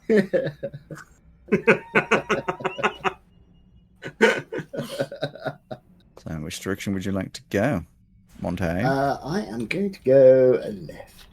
That is to say west. West. Go west in your light. Go west. Are you going to try and open the door, or are you going to listen at it as you are I sometimes am going to percept, as in listen at the door. You know, for about 6 years of doing this, you, I, and many others have said the word percept that doesn't exist. I know percept doesn't exist as a word. It should do, because you have perception. It's I think about mentioning I think it it does every time exist. it's said, but refrain. I think we should just will it into existence. Okay, So, And don't ask me to will names. it. I'm going to perceptify at the door. Okay, you do your That's perceptification. worse. I will, and I have advantage. 22. So high. You listen, and you can hear nothing. Okay, I'll assume that's okay, and I will carefully open the door. Open the door. It opens very similarly to that, except without all the squeaking. But just Monty makes that noise. And you see L-shaped corridor. Imagine all the space these houses would have if they just got rid of the corridors. So it is a L-shaped corridor. It goes north and then it goes west. You can hilariously, actually no, I shouldn't have shown you. Those are technically hidden. I forgot. I didn't realize those are doors, so you don't see those bits. Okay, what do I see? There. Oh, they're pooper potties. So you see an L-shaped corridor. You can see that immediately in and to the south there is a door, and if you go around the corner, so to the north and on the western bit of the corridor, there is another door to the north and another door to the south. Oh, and I forgot to mention, because I can see it as well, there is another door in this lower part of the corridor on the eastern wall. Lots of doors. I see it. Now, since I didn't see that, I would have no reason particularly to go looking in there. Oh, yeah, all the doors on the right hand side as well. There's just so many doors. Let's go. Do it again. There's a door on the south wall. It's fine. A door on the east wall. 2 doors on the west wall, and in the next bit of corridor, a door on the north wall and a door on the south wall. 2 doors on the west wall. Here and here. That's the east wall. Yeah, that's what I said. Okay. So I'm going to start with the one on the south wall. Sure. And I'm going to open it. It opens with little resistance. You see some sort of perhaps guest bedroom. It is a room that is not quite so furnished, or should I say decorated, as would be a master bedroom, but there's a chair, some bookcases, a little desk, and a bed. And you can see on the eastern wall, there's a window that looks over Pesto, who is now still looking at the lizard, and there is a sun window that just looks out onto the estate grounds. I'll look down at Pesto and go, Pesto. Ha! I'm going to do an investigate because I would. Okie dokie. Have a little investigate around. I'm going to do this because I would. Investigation 19. 19. As you look around into some drawers on the desk in the bookcase, you notice it's a very generic room. There isn't anything of important note. The books are all kind of just some stories, some, coffee table style books that are evidently mostly there just to fill up a bookcase, maybe so a guest doesn't get bored whilst they're here. The desk has nothing almost at all on it. I know on the image it has like a plate, but it doesn't have that. The bed is neatly made, hasn't been used in a little bit, you can tell, and the drawers have nothing in them. The mirror does not appear to be special. It is just a guest room. Just a guest you room. You look under the carpet, it's just a carpet. Good. Excellent. As you start to shift, we will then switch back to Ozzy. Ozzy, you are in this corridor going west. Go west. Yes. I would like to know what has been hidden in this little patch of hidden stuff. That's just because I hadn't revealed those bits yet. I bet Yeah, it's the this is- corner. Yeah, there we go. Yeah, that's the stuff. This in front of me here, I assume, is some sort of wall hanging. It is a painting, yes. What is the painting of? It is a portrait of someone you do not recognize. Okay, I will attempt to just kind of move it to the side. I mean, it's like a picture in a frame, so moving to the side. Yeah, but if it's only on one hook, then it will rotate. You don't go into fancy houses very often. It has 2 chains that go up to the picture rail to hang it in place. Fancy houses, I just wasn't allowed to move any of the pictures.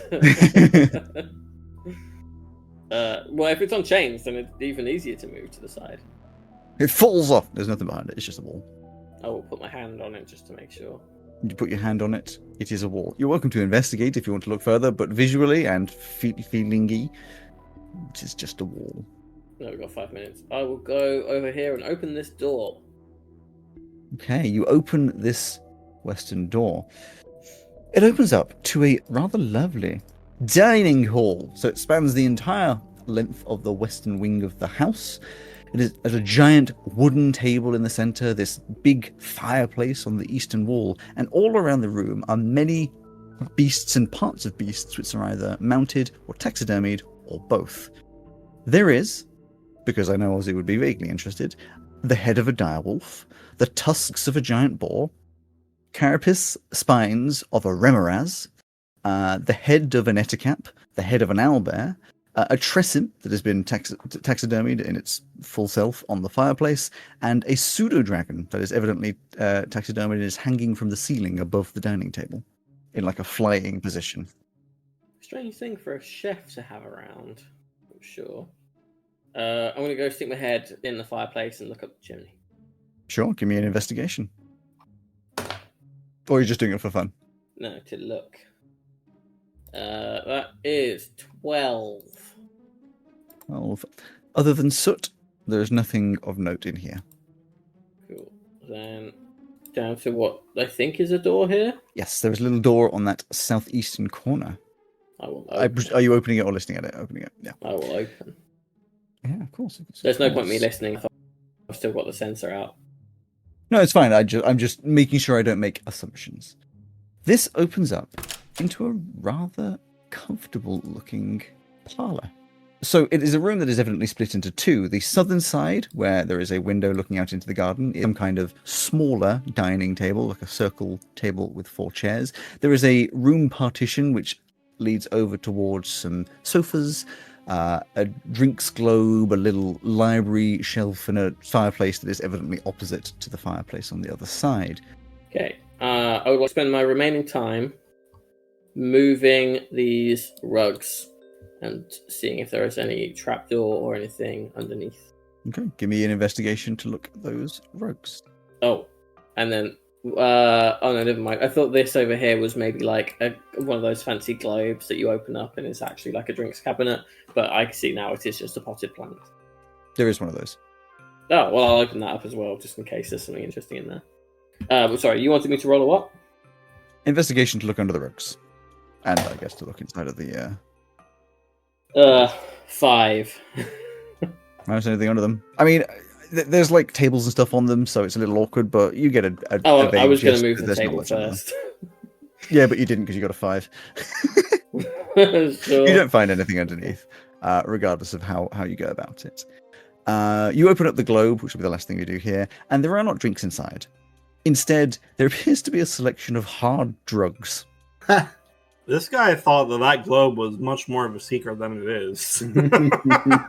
Or people Or tend just- not to yeah, care just when they come in the house. Give a shit, yeah. Which is a crazier thought. Don't tell Niffy that's there. There's some mind vapor, angel fire, and night silk. Holy fuck! Well, that stuff's all expensive, right? Yes. Sorry. And flammable? Oh yes. You wouldn't know. Okay. There's time. There's room to experiment. Okay. I'm assuming since they're rich, they're meant to be inhaled dusts. That tends to be how rich people like to do it. Yeah. At this point, it would have been the 5 minutes. So are all of you going back to the entrance area, or are any of you ignoring that? I'm ignoring that. Yes, I'll get back to the entrance. Okay. Ozzy and Monty, you go back to the entrance area. There is no pesto. I know where pesto is because I've been watching, so I'm going to go down and through into here. I want to go into the other room before they get there. Let me go. Let me go. Roll an initiative.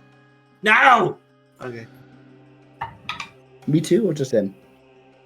I mean, an initiative doesn't do much when only one person rolls it. 12. Fair point. Very fair point. I would be after the captain because I'm following him. So Sure. 18. I'm afraid, Pesto, you do not manage to. You're about to go through the door, and then a captain appears behind you. No, I'm going! Yeah, all right, you can have a look in a minute. Just what have you found so far? And where's that? I'll look at the tank. Is the lizard still in there? Oh no, Pesto, is the lizard still in there? Yeah. Good stuff. Only because I don't know how I'd take care of it on the ship, and I have to move like this whole terrarium. That's going to be like a thing. Assuming that it's like a big terrarium. Oh, it is Or a are big they one. good? They're treating the lizard fair. Yeah, it's like 3 meters wide, tall. It's more like a display at Cool. a zoo, you know, like 3 it's gallon tank. bigger. 6 gallon. It's one of those where you look at it for a while, like, is there actually an animal in here? Have you found anything in here? Lots of shiny things. That plant over there, that's from another fucking planet. Impressive. Okay. So we know that, well, we already knew he was wealthy, but It'd be too much Wealthy trouble and to take likes care of, plants. though. So we're not here to steal this time. If and when, we can always come back. Right, you carry on through there. Make it 10 minutes this time, so you're back in the entrance area. Ozzy? what if I just look at this whole right side? Oh, since we're all here, why not? Let's do that. You open up the door. Yeah. Love it, Wonderful. yeah. You open up the door and see. Ozzy can't hear us at all. Oh, yeah. I was That's why I'm just following- tagging along for the ride. that's why I'm following you around, keeping things quiet. Oh, no, none of us can hear anything. Oh, this is the kitchen. I thought it was a Kitchen. workshop. I got That's really a big excited. kitchen. This is indeed a kitchen. A very, very large kitchen. The fireplace is not lit. It's all sorts of tables with all sorts of equipment and stuff all over. The food is not there. It is all cleared up and cleaned, but it is evidently a kitchen. And that is a set of stairs in that bottom right corner that appears to go down. Oh, down. Oh, that's the basement. Can I investigate the kitchen for possible hidden safes? Because if this man is a chef, maybe he keeps his secrets in the kitchen. It's true. I was going to go up here and see what this area here we've got around that wall. Sure.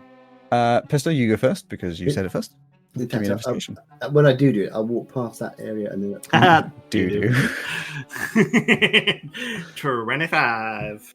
You do not find a hidden safe, but you find a separate fridge, which evidently has something special in it. Ooh. And I've randomized this because I thought that'd be fun, but I don't know what the hell that is. Ooh. Ooh, okay. Is that something that actually is likely? Oh, it's celestial. No, that's no. Oh, no, that's fine. Oh, that'll They do. can have a celestial thing. You find Maybe what is- they made a deal with a celestial. That's fine. you find what is no, I was going to say the meat of. Oh. You find the Meat meat of a god. of a young blue dragon. Very illegal. Oh, that's fucked up. Like sliced into steaks. Oh, that's fucked up, man. Delicious. Would we recognise it as the meat of a blue dragon? Yeah, still got the scales on it. It's like cuttings of like the tail or something. Good gracious. Or like there's a tail or parts of it, and then there's like other bits. It seems to be, illegally acquired. Well, I'm not quite so upset about causing this person problems. Wonderful. However, we can't do anything about it now. Sure we can. I'm going to yoink the steaks. Sure. Oh, he'll know it's gone. I'd rather he didn't know anybody being in the house. Mm. Yeah, if he's going to notice anything, it's going to be food. Particularly very illegal blue dragon flesh. Perhaps we can report him later. Are we really going to report people? We'll see. Anonymous tip, maybe? Just the tip. No. The north. Leave it. You see around that corner, yeah. a set of Oh. stairs that goes up. Oh, okay. Right, let's split up again. Okay, bye. Well, hang up before we go. What? whenever I can find stuff What? through magic and. What?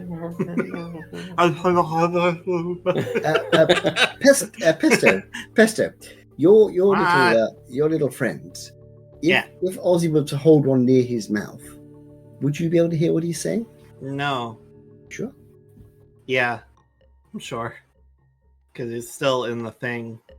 I'm gonna put the sensor on the floor for a second and step outside of it and say, "You two, look, you're just kind of talking from opposite ends of the room to each other." I was just going to say, remember, I can use magic to find stuff. Oh, Yes, and that's a very good point, which I'm glad you brought up. we don't know what we're looking for, though. We don't. Can you specify incriminating evidence that will make us feel less guilty for fucking up this guy's life? Nobody can find secret doors and things. Yeah, I can say I can look for secret door. I could look for safe. I'm familiar with safes. Okay, you should have a really successful part of us splitting off then. Well, it's like if that's what you want me to do. Oh, yeah. No. Oh, that was for the captain. Like, Yeah. it's his say-so. I'm going downstairs then. So you charge down the stairs and get to a door. Uh-huh. You yank open the door, going, I'm going to go through here. And it's just a solid stone wall behind the door. I walk back up really slowly. Never mind, I'm not going down there. Why not? There's a wall. They forgot how doors work and they put a wall on the other side of it. That doesn't sound right. Be my guest. I'm telling you, there's always something with fucking basements. Yeah, I'm gonna get down and have a look at the wall. I'm going to investigate the wall and see if is it a wall or is it a door, secret door, ceiling, side, floor as well, in case it's not the wall straight in front of me. 22. You're pretty high. It is not a secret door. That's for sure. But you can tell that the stone of this, or the other side of the doorway, is definitely newer than the stone of the house. So it's been bricked up at some point. Now, chaps, I can go through and have a look behind here, but it's a bit of a one-off thing. We could also just go around and access it from outside. There was a trapdoor out there that we could. It probably connects. So I'm not going to do it yet, but bear it in mind for later. Yeah, sure. We can also quietly smash it down. We could actually. Well, again, But if we're going to do that, we're going to start stealing everything because that's going to leave a trace. Exactly. For now, let's just find out. Unless we then wanted to slowly mend it back together. I can't do that. It seems unlikely that there'd be a luck-giving thing behind a brick wall, but there might be. You never know. I mean, that's obviously where you'd hide a secret. We should also consider that it's not just a luck, probabilistic thing. Yeah. Changing thing. It might just be a thing that makes him really good at stuff or gives him information. That's absolutely. It could be something. I think the getting lucky thing was more of a turn of phrase that we're getting a bit hung up on. Yeah. If it's going to be anything like the stuff we've been experiencing, it's probably like a demon or a god or some shit. Could be. And they could be hidden behind that wall. But let's see if we can find any more mundane hidden things first before we start smashing down walls. Okay. I'm going to walk back through this door and go outside around to the trapdoor. Might be something really weird. Might be like a talking boulder that's raising children. You're there. I'm assuming there's a door. Looks Sure. like a door. So I can't see when you move it, only when you place it. Yeah. You go back into the conservatory, and if you're splitting up, are you splitting up or staying together? We're splitting up. In which case, roll me some numbers again. We'll see who goes first. Yippee! Not initiative, just rolls. Oh my god, it's another 12. What the fuck, man? 17. God damn it! I also got 12. I get advantage on the initiative stuff. Yeah. 12. It's not initiative. This is just a random D12. Oh, 10. D20. Sorry. I beg your pardon. In that case, it was 11. 11. I still got 12. 11, 11, 12 was that? 10, 11, 12. Oh, 10, 11, 12. Then this time we shall go up to down to reverse the order of last time. Ozzy! Otherwise, it would have been the same. Where you going, Ozzy? I'm gonna do two things. How dare you? I know. Can you? I'm breaking out the big guns here. I think you just left. I did. Roll I 20. accidentally hit one of the side buttons on my mouse, and it acts as a back button.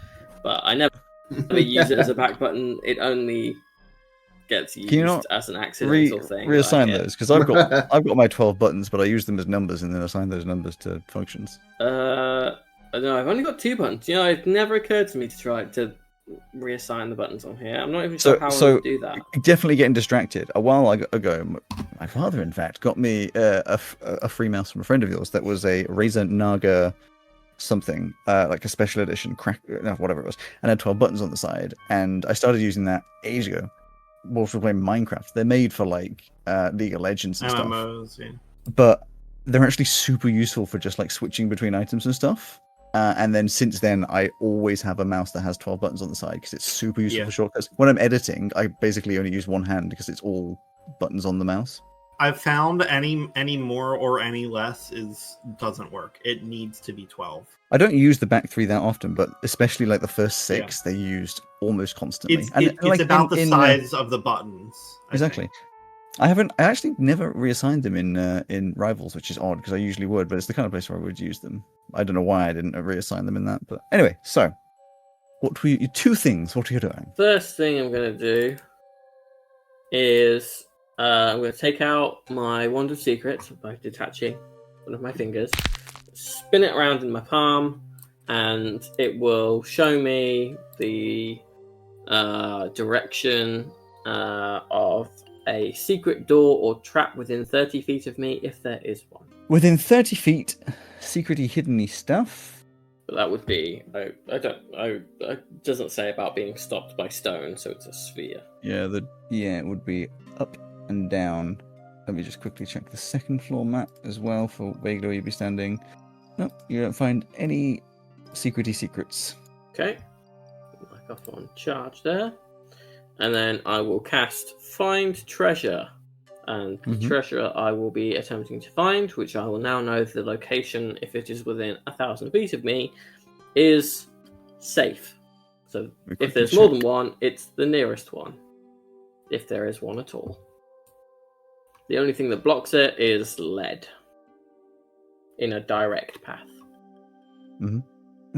Sorry, And did you say, because I was checking things, did you say you know exactly the location or the direction? Because obviously the other one you know direction, but you know what's the sort of wording of it?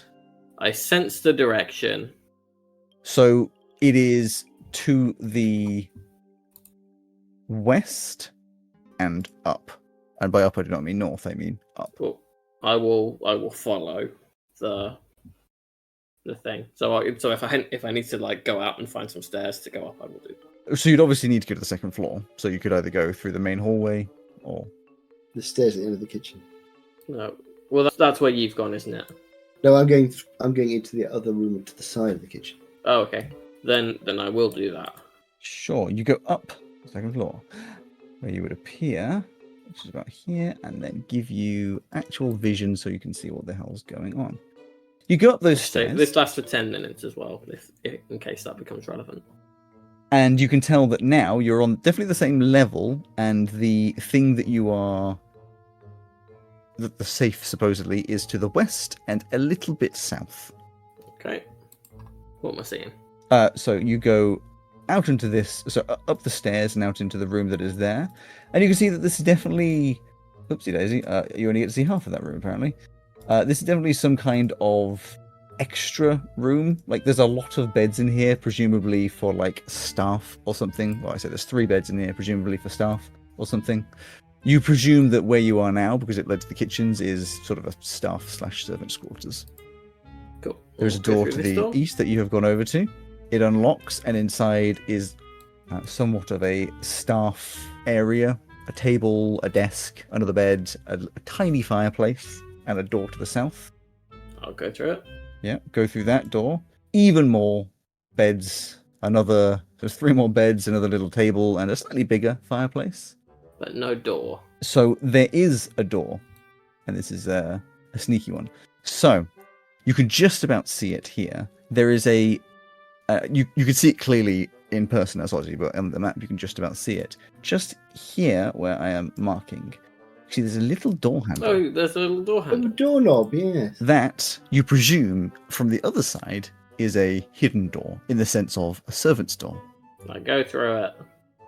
It opens up nice and easily, and goes into what is evidently some kind of...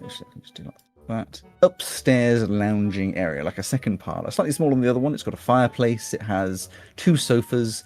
There is a door on the southern wall, and there is a door on the western wall, which obviously you can tell from here links back to the corridor at the top of the hallway stairs. Standing here, how am I doing for my sense of direction?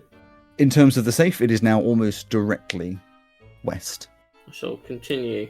And you said you go for like a 10-minute this time, so yes. It lasts 10 minutes, yeah. Well, no, I mean, you guys were going to go 10 minutes before you collect up. So Yeah, we'll do a little bit more.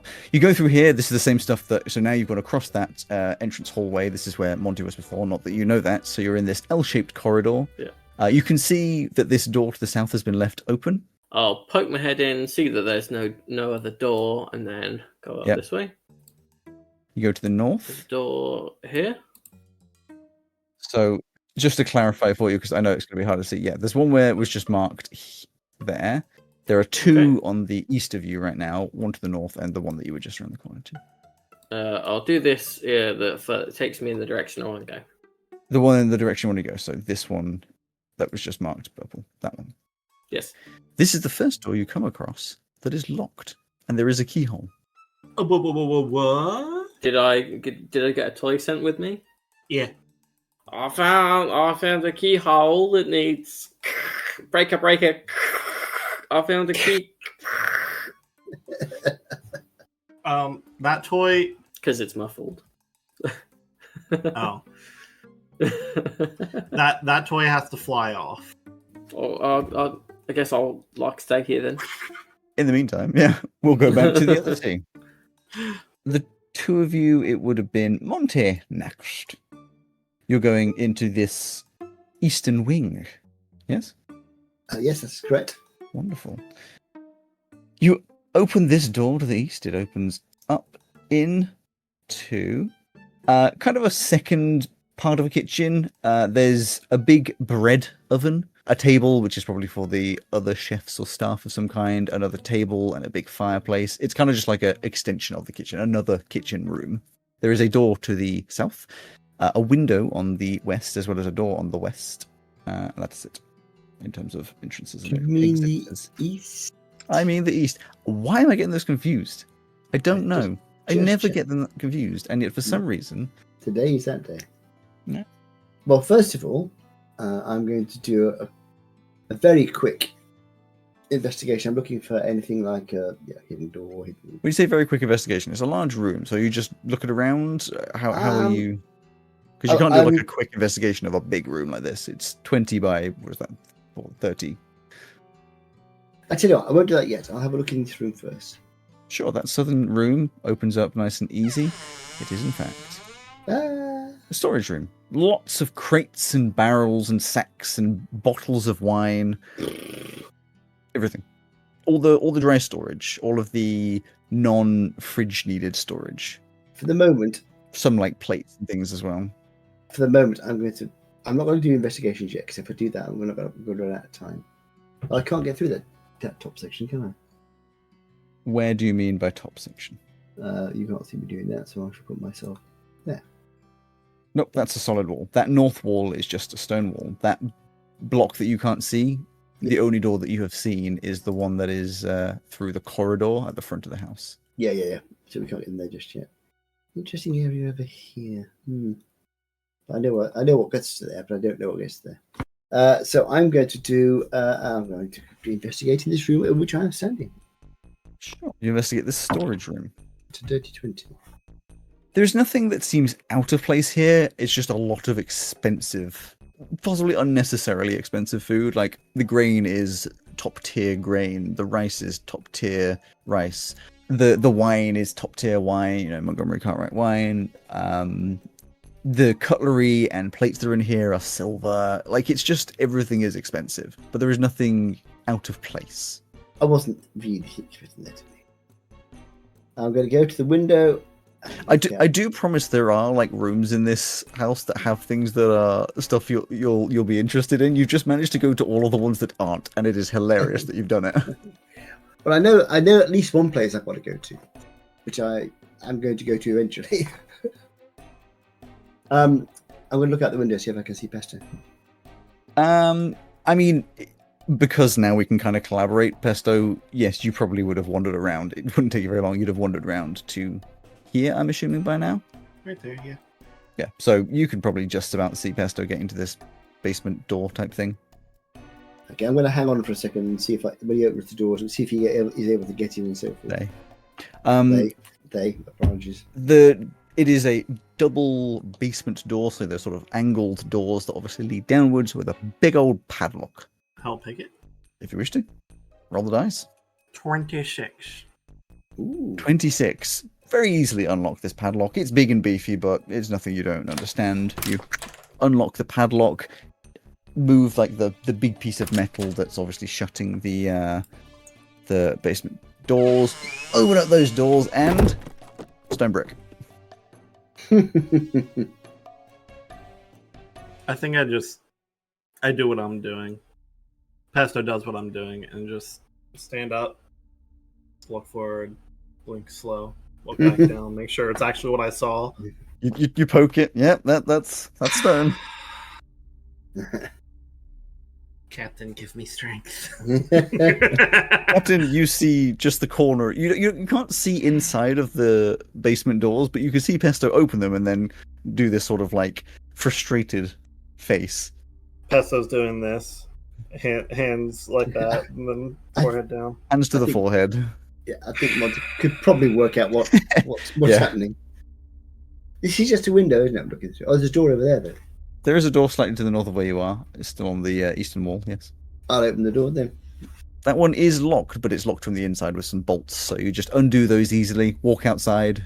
Pesto, you see the captain. Just before he's doing that, I'm taking a few steps back, and I'm pointing my gauntlet at it right when he walks out. Pesto. We're doing a quiet recce, remember? Try not to explode anything yet. Besides, you might need it later. As Pesto goes up, I'm going to go down, close the hatch again, and relock it. Yeah, can do easily. And then head back into the house. Why lock the fucking door? Yeah. So on this on this first floor, ground floor, American 80% audience, there is, of course, now you would be aware, only 2 areas that are still blacked out, and 1 room that wasn't investigated too much because Ozzy didn't do a full investigation of that parlor. But you've also now got this message from Ozzy saying, "Is your locked door?" Oh yeah, little hummingbird flies down. Whispers my ear. Right, quick. Pesto, let's quickly check round this Ozzy room. needs a key. I haven't looked at this room properly yet. Quick check. Ozzy, I'll go up and give him a hand. Where is he? Okay. He's west wing upstairs. There's a locked door. Okay, quick check. Then we'll go and help him. Okay. The hummingbird will fly. Pine nut will fly back up to you, Ozzy. With my super duper investigation, 11. Nothing looks out of place in here. Right. This is a very boring room. Right, let's go. Yeah, lead the way. Okay. I think it's. You don't have to worry about doing the like actual technical thing. Are you just going to Ozzy? Yeah, we're going to. Because I need. Yeah. Wait. We don't. This is up as well, right? Yep. Yeah. May as well go up there and see where that puts us. It takes us up, right? Well, that's where Ozzy went. That's the way Ozzy went. Yeah. Oh, cool. Sick. So we're following him around. So you wander through. You see these staff rooms. You go through the secret staff door, and eventually get round to Ozzy, who's just standing next to a door. Is Ozzy doing anything other than just standing? I recognise all this, of course. Because he knows that it's quiet around him, he would be doing something that he never does normally, because he never spends any time alone where it's silent, where the others can't hear him. And he's attempting to whistle, which was something he loved to do when he had, Lips. Lungs to move air through his mouth. But your biggest, so like you could make a whistling sound with your teeth, I guess, but that's only if you actually breathed, and you have no way of passing air through. Yeah. So your I biggest don't- thing is like moving your head back and forth Yeah. really quickly and hoping that it Well, makes a that's the whistling thing. He noise. wouldn't be doing that stage. He'd be willing himself to do it by whatever magic animates Oh, I him. see. So you walk around the corner to Ozzy just like intensely staring forwards. Yeah. Are you all right, Ozzy? Oh. Like normal, because how else is? Oh hi. What are you doing? Waiting. Okay. You're waiting in a very intimidating way, if I may say so. Which one of the doors is locked? That one. Over that way. All right. Okay. I peek. It's a dirty 20. I won't bother assisting. Oh, if there's an assist, Ah, then, assist. 28 then. Oh, wow. Sure. Perfectly fine. Okay. Unlocks. No issue. Sick. Alex, stop making faces. Stop making faces. I see you making faces. Why are you up here, Ozzy? I can sense that there's a safe in there. Ah, I'm gonna open it. right. Let's see if we can find this safe. Okay. You open up the door and see a study. There's 2 bookcases, one on the north, one on the south, and a big fireplace and a rather messy desk in the center. Ozzy, as you walk in, this is not the room that has the safe in, as you're still detecting that the safe is to your west. Oh. Motherfucker. Why was There's it like- locked? There's like something on the other side of this wall. Okay. I'm going to investigate while we're here. Okay. I'm also gonna 13. assist you investigating. I Oh, said in I'm that gonna case. assist you. Yeah. Come on, this would be better. That's a bit better. That's 15. 15. You look around and discover most of the books and stuff on here are similar, boring, some stuff about how to be a businessman. In fact, a lot of stuff about how to be a businessman. And eventually, the only thing of note really is that the desk has a locked drawer. I would like to pick it. I'm nodding for the podcast. 15. It's fine. It's not like a particularly secure lock. Opens That's the very lowest- easily. Lowest roll I've had all night. 4. Pull out. And see inside, there's a few books, but only 2 things that are any particular note. One is a journal, I take it. and what appears to be some kind of ledger. I take them both. I hand the ledger to the captain because I'm tired of looking at ledgers, and I crack open the journal. Sure. And I'll have a look at the ledger. In the ledger is just shipments of exotic creature meats, a lot of which are illegal, relics imported illegally, none of which you found around the house particularly. The only thing that particularly intrigues you as not just like another thing is an item that is listed as the sleeping child. What in the hot fuck is that? Alex, this is how fucking Lovecraftian horror starts. Don't. It isn't as bad as it could be. It could have been like the weeping child. That would have been good. Or worse, the laughing child. Yes, okay. The journal. As you open it, you realize that most of the pages of this journal have been torn out. At least all of the ones that had the information on them. And it seems like this was done rather haphazardly. They're not like careful cuts or tears. These are pages that have been torn out. But there is one page that has some scrawled notes. No dash one can find out. Not That's even. that's just the word no one.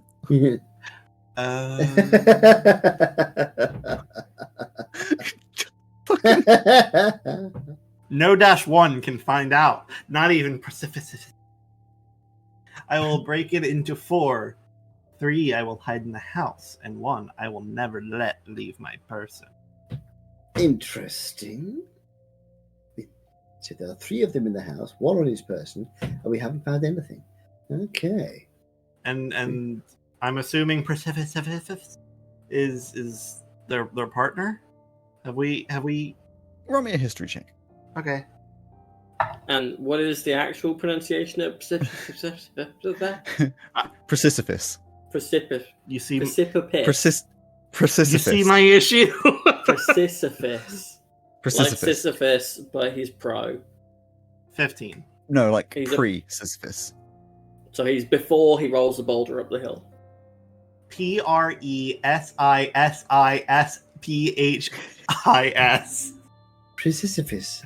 Presissiphis Presissiphis. is technically Presissiphis. Presissiphis because That's fucking crazy. the third S is silent. Oh, fuck off!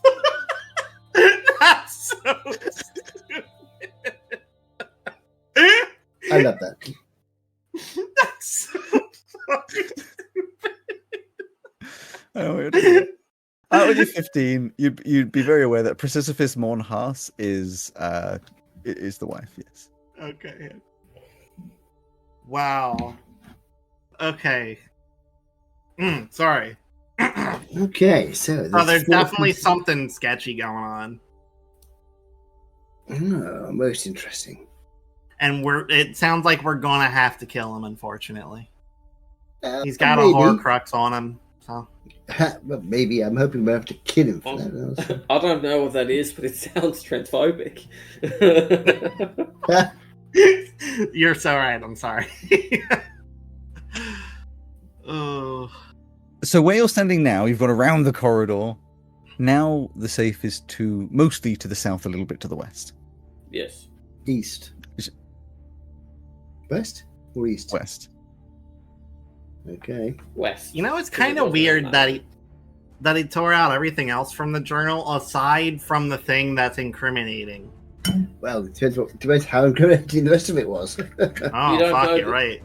You don't know that he tore it out. Might have been someone else. Oh god, is someone else on this Like- job? It might be a sentient book that just eats its own pages. Is someone else on this job? The door opens and someone walks in. I'm here to see if there's any journals or anything. Oh, were you also hired by the lady behind the bookstore? Are you opening the door that you're at? Yes. Not humoring that anymore. Well, I figured if I yes-anded that too much, we really do get too It would become distracted. real. Yeah. You're right. You're right. So I didn't yes-and. I didn't know, but I just... You open up the door. The figure There fades away. it opens easily. It is not locked, and this is indeed the master bedroom. So the safe. You see, it's a very large room. It's about 20 by 30. There's a fireplace immediately in front of you on the eastern wall, a big double bed at the south, and a bath to the west. A little desk as well. I may have said west Bath. twice. You'll work it out. It's Bath. Bath. Ah. Yeah. So What are you looking at?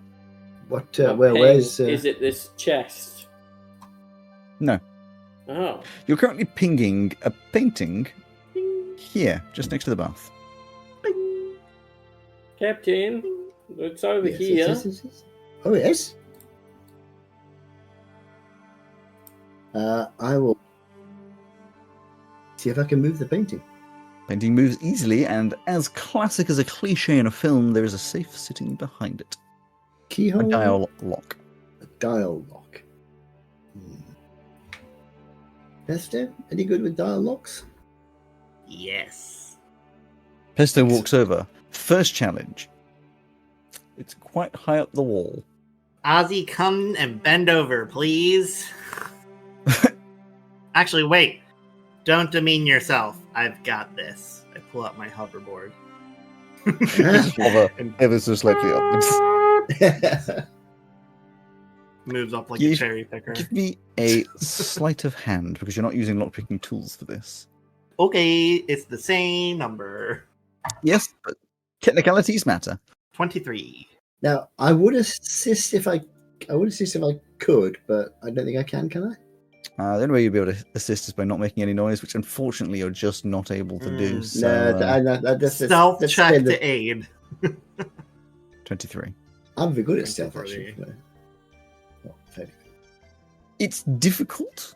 It's the most difficult lock you've come up against yet, but you do manage to open it up. And it opens up to nothing particularly interesting. Inside there's a few gems, which are probably worth a fair chunk. And then what appears to be paperwork that as you look through it, ooh, interesting, but it's not. It's just like house deeds and things like that. This is more just like an actual safe with some like precious heirlooms or like some jewelry and stuff. It doesn't appear to have any like secret hidden things. Are there any diamonds worth, or look like they're worth a fair amount. Do you know what we should do? We What's should use that lovely, lovely gem table that Rowan made. Yay! The first gem, it is a ruddy tiger's eye worth 40 gold. Sure. So I will say that is a. Did you say ruddy? Yeah. So ruddy tiger eye gem, in like a necklace, Okay. and you figure that the reason it's not worth a lot is just because it's an heirloom rather than it being Yeah. worth something. Yes. Yes. Powerful magic item that it weaves the wind into a fabric. Oh, that's much better though. Oh, heirloom. Gotcha. That is a fine amber 800. Very nice. Yeah, just you don't know what it's from or for, but it's worth a lot. Sick. Get And 4 bottles of wine for that. oh fuck. And then there's a black pearl. An entire ship? Yeah. It does start out in a little glass bowl. This is an okay black pearl, but they are already very expensive, apparently. 2.5k. Wow. Are you taking them is the question. I do tell Captain how much they were. Yeah, the three of those together is going to get you a pretty, 3,340 gold. I found like a shitload of drugs earlier. Mm. You see, on the one hand, we could make a lot of money by just stealing all the gear from the house. And forget the 7,000. But is that who we are? It's who I am. The two I've been for the last 100 and something years, except it was boats instead of houses for the most part. But let's say, is it who we want to be? Stealing from rich people? Absolutely. Yeah. If they were just like the average person, nah, probably not. I want to be the best crew that I can be, so whatever it is that you want us to do, Captain, that's what I'll do. I appreciate that. We could name the ship after this black pearl. Oh god, Disney's coming through the windows. Might be some legal issues involved in that. We could call it the Dark Sea Stone. Is that what you're thinking? No. It's the same reason that we didn't invite any funny accented Aarakocra or people who can fly on the ship.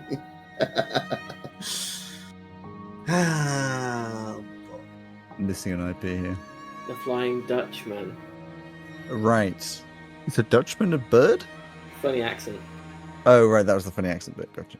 Birds couldn't fly. Hence... And they are the only things that can. My little fingers are hovering. I can't decide.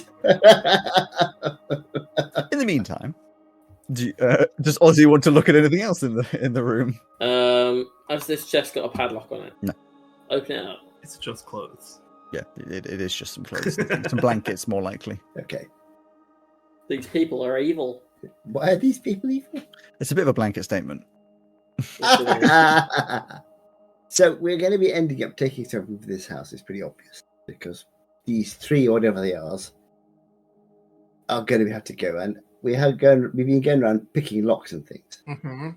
So yes, take the jewels. Yes. Woohoo!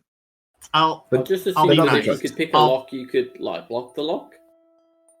I'll be nice. I will turn my all-purpose tool into some jeweler's tools and pop the tiger eye out in as least destructive a way as I can. Yeah, that's nice.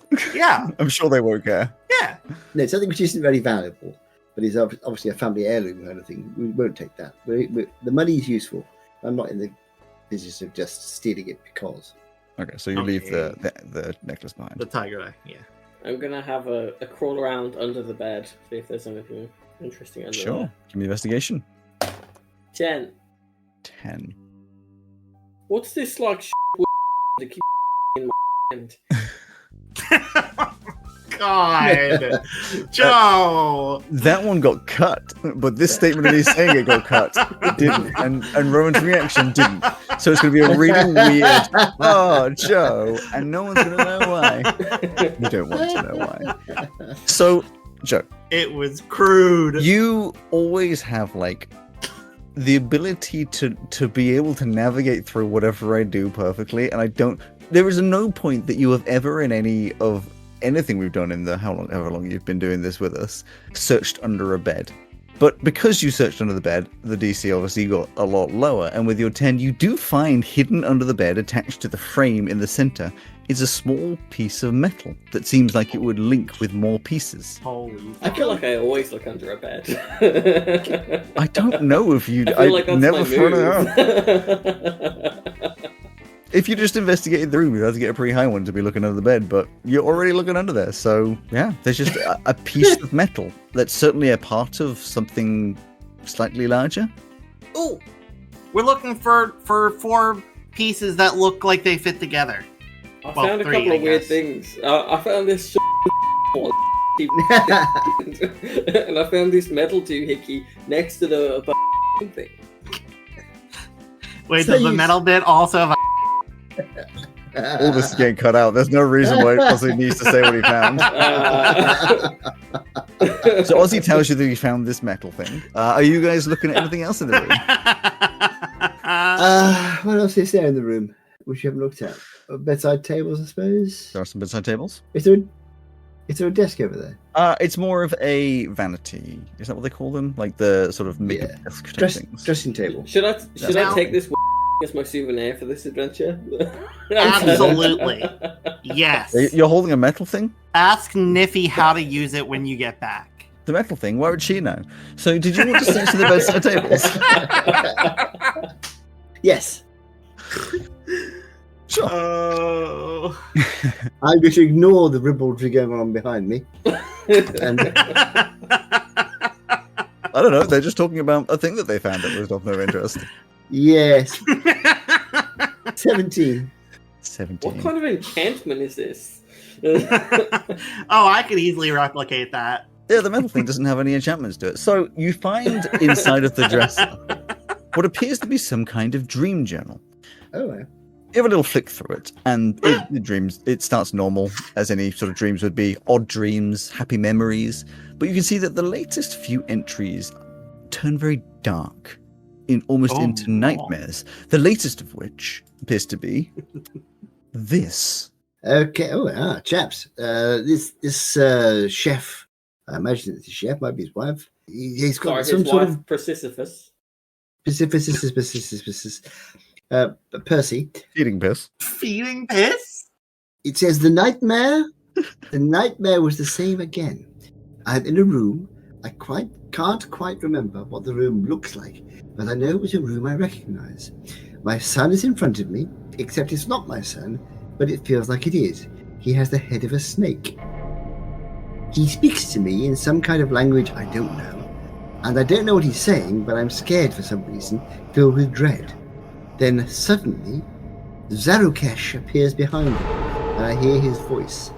I don't know what he's saying, but the room starts to expand exponentially, my son moving away with the walls, away from me, faster than I can run. I try to run faster and faster, but it feels like I'm not moving, trapped in this nothingness. And then I awake. That's a nice dream. Anyone know who Zarukesh is? Do we? Give me some History? religion. Oh, it's a fucking demon! You got a 2 on the dice. So Damn I'm it. going to assume that I didn't get it. Religion. I rolled a natural 1. Just in case, I'm going to flash a genius myself to make it a 14. I don't think it's going to do anything, but shoot your shot, you know. You know, Pesto, it's something vaguely religious. Not sure if demon or god, but something in that sphere. I still say, I'm telling you, it's a fucking demon. It's always a demon or a god. Oh, is that what this? It's, do you know, these things would be so much more effective if I wasn't the one that edits these.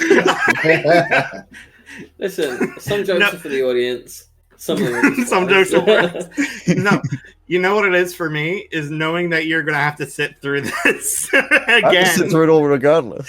I know, but And you're gonna have to hear it again. I much prefer coming through this and hearing it again because it is funny. Yeah. Than the bits where it's just like one of you mumbling to yourself. Where I'm just like, all right, where does the mumbling end? Oh, there it is. So I cut out that entire section. Like sometimes like the bits that are least interesting to edit, the bits. Oh my god. It beats the biscuit. The bits that are least interesting are the bits where one of you rolls, and then there's literally like a 4-minute bit where you're like, right, where am I looking on my sheet? Oh, it's okay. So what are we adding? Okay, I'm adding something there. So 14. No, it's not. Hang on, I've got advantage in that one. That's what I think. That's the most boring bit to cut out. Yeah, math is boring. You're correct. Yes. You guys are so good at maths in the podcast. Except I every know, now right? and again, where I leave in just a little bit of the pause to make everyone realize that we are in fact dumb. The sun is trying to kill me right now, apparently. You're right in the eyes. Yeah. Although apparently the sun is in front of you, except it's not your sun, but it feels like it is. Oh, yeah, I thought the sun had a snake head. Yeah. Demons. Aliens! Demons. I was going to ask if you wanted to... Because there's only one of the room that I think you were interested in, which was the bottom floor bit, and that would be fairly rounded if you did go in. Yeah. How Well, are we there going to is- get in there, there is- Alex? There is a bit I was going to look in. Oh, you're talking Yeah, about the top right bit. We've got lots of rooms and plenty of time, so we'd probably look through every room still, wouldn't we? I'm not going to do Yeah, the whole yeah. just skip across everything. That's fine. I'll just because it's interesting to do this as more of a rounded thing. But what I will say, if you go back to the bottom floor, because I know you were interested, that northeastern block that you can't see, May and as this well, will yeah. be rather short, in fact, in itself. Obviously, I don't think you're on this map currently, but that's fine. You get to the door. You realize, of course, the door is locked. Yeah. But it is not a key that you come up against. Instead, the door has a strange indent in it, in the shape of some kind of rune, like something must be placed inside. You realize very quickly that a quarter of this runic shape on the door is the same as the piece of metal that you found under the bed. So we're trying to find the bits that make the key to open the door to find the thing inside the... I can't find it. Now, Of the Court of King why Correct. would we waste the time doing that if we can just go through the wall? Well, actually, I can... As we stop, do you want to try and go through the wall? Who do you want to... I mean, I can walk through the wall and we can see... Well, there's only I one might- person who can go through walls here. Yeah, I mean, I can try it. I don't see why I wouldn't. Wonderful. I'm going to... It may be magically protected, but I imagined that would have come up in the looking of the house, but with the magic detection and all that. But perhaps not. Maybe it's more deeply ingrained in this. Oh. Well, tell TR-51 he's a good robot. If I don't come... I do every night. And I am going to attempt a bit of the old fade away. Fade away, fade away, fade away. Come fade away with me. So I fade from the material realm, disappear. You fade away and try to go through the door. Yes? Wonderful. Uh-oh. There is the oddest of feelings as your entire being appears to be warped and manipulated and shifted around as you take... A rest. I mean, it could be a rest. Depends on how much this does to you. 57 psychic damage. As you are should be- rejected from this door backwards. Hey, aren't you glad that I gave you that 5 max HP increase? Yeah, I am, because that means I have 1 hit point left. That is not calculated. That is hilarious. It is horrific. This feeling as though your body is being torn apart, as though you were being shifted into multiple spaces at the same time. This was not the right move. And as you're blasted backwards, and Pesto, you see this kind of like very comic blast backwards. You end up the session. So I'm on 1 Glad I hit wasn't me. point. What if I didn't go down? Ow! Fun times. You're welcome. Fun times. Didn't work, Okay, chaps. Next we try the wall. You can try them all. I hope you enjoyed this episode of Magic Myths and Mayhem. Thank you to Dark Fantasy Studio and Nicolas Judy and Ovani for the use of their music in this episode. And a big thanks to you for listening. If you want to hear more behind the scenes content, alongside extra art and lore, please consider joining our Patreon by searching Magic Myths and Mayhem on patreon.com, or watch our extra content and games on twitch.com. For now, thank you for being here, and we look forward to seeing you next time. I'll see you then.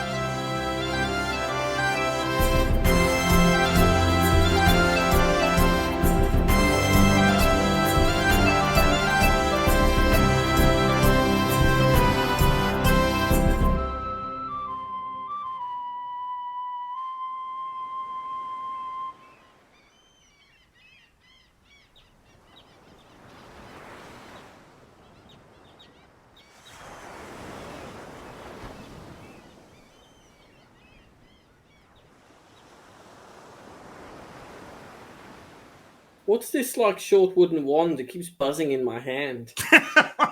God, Joe.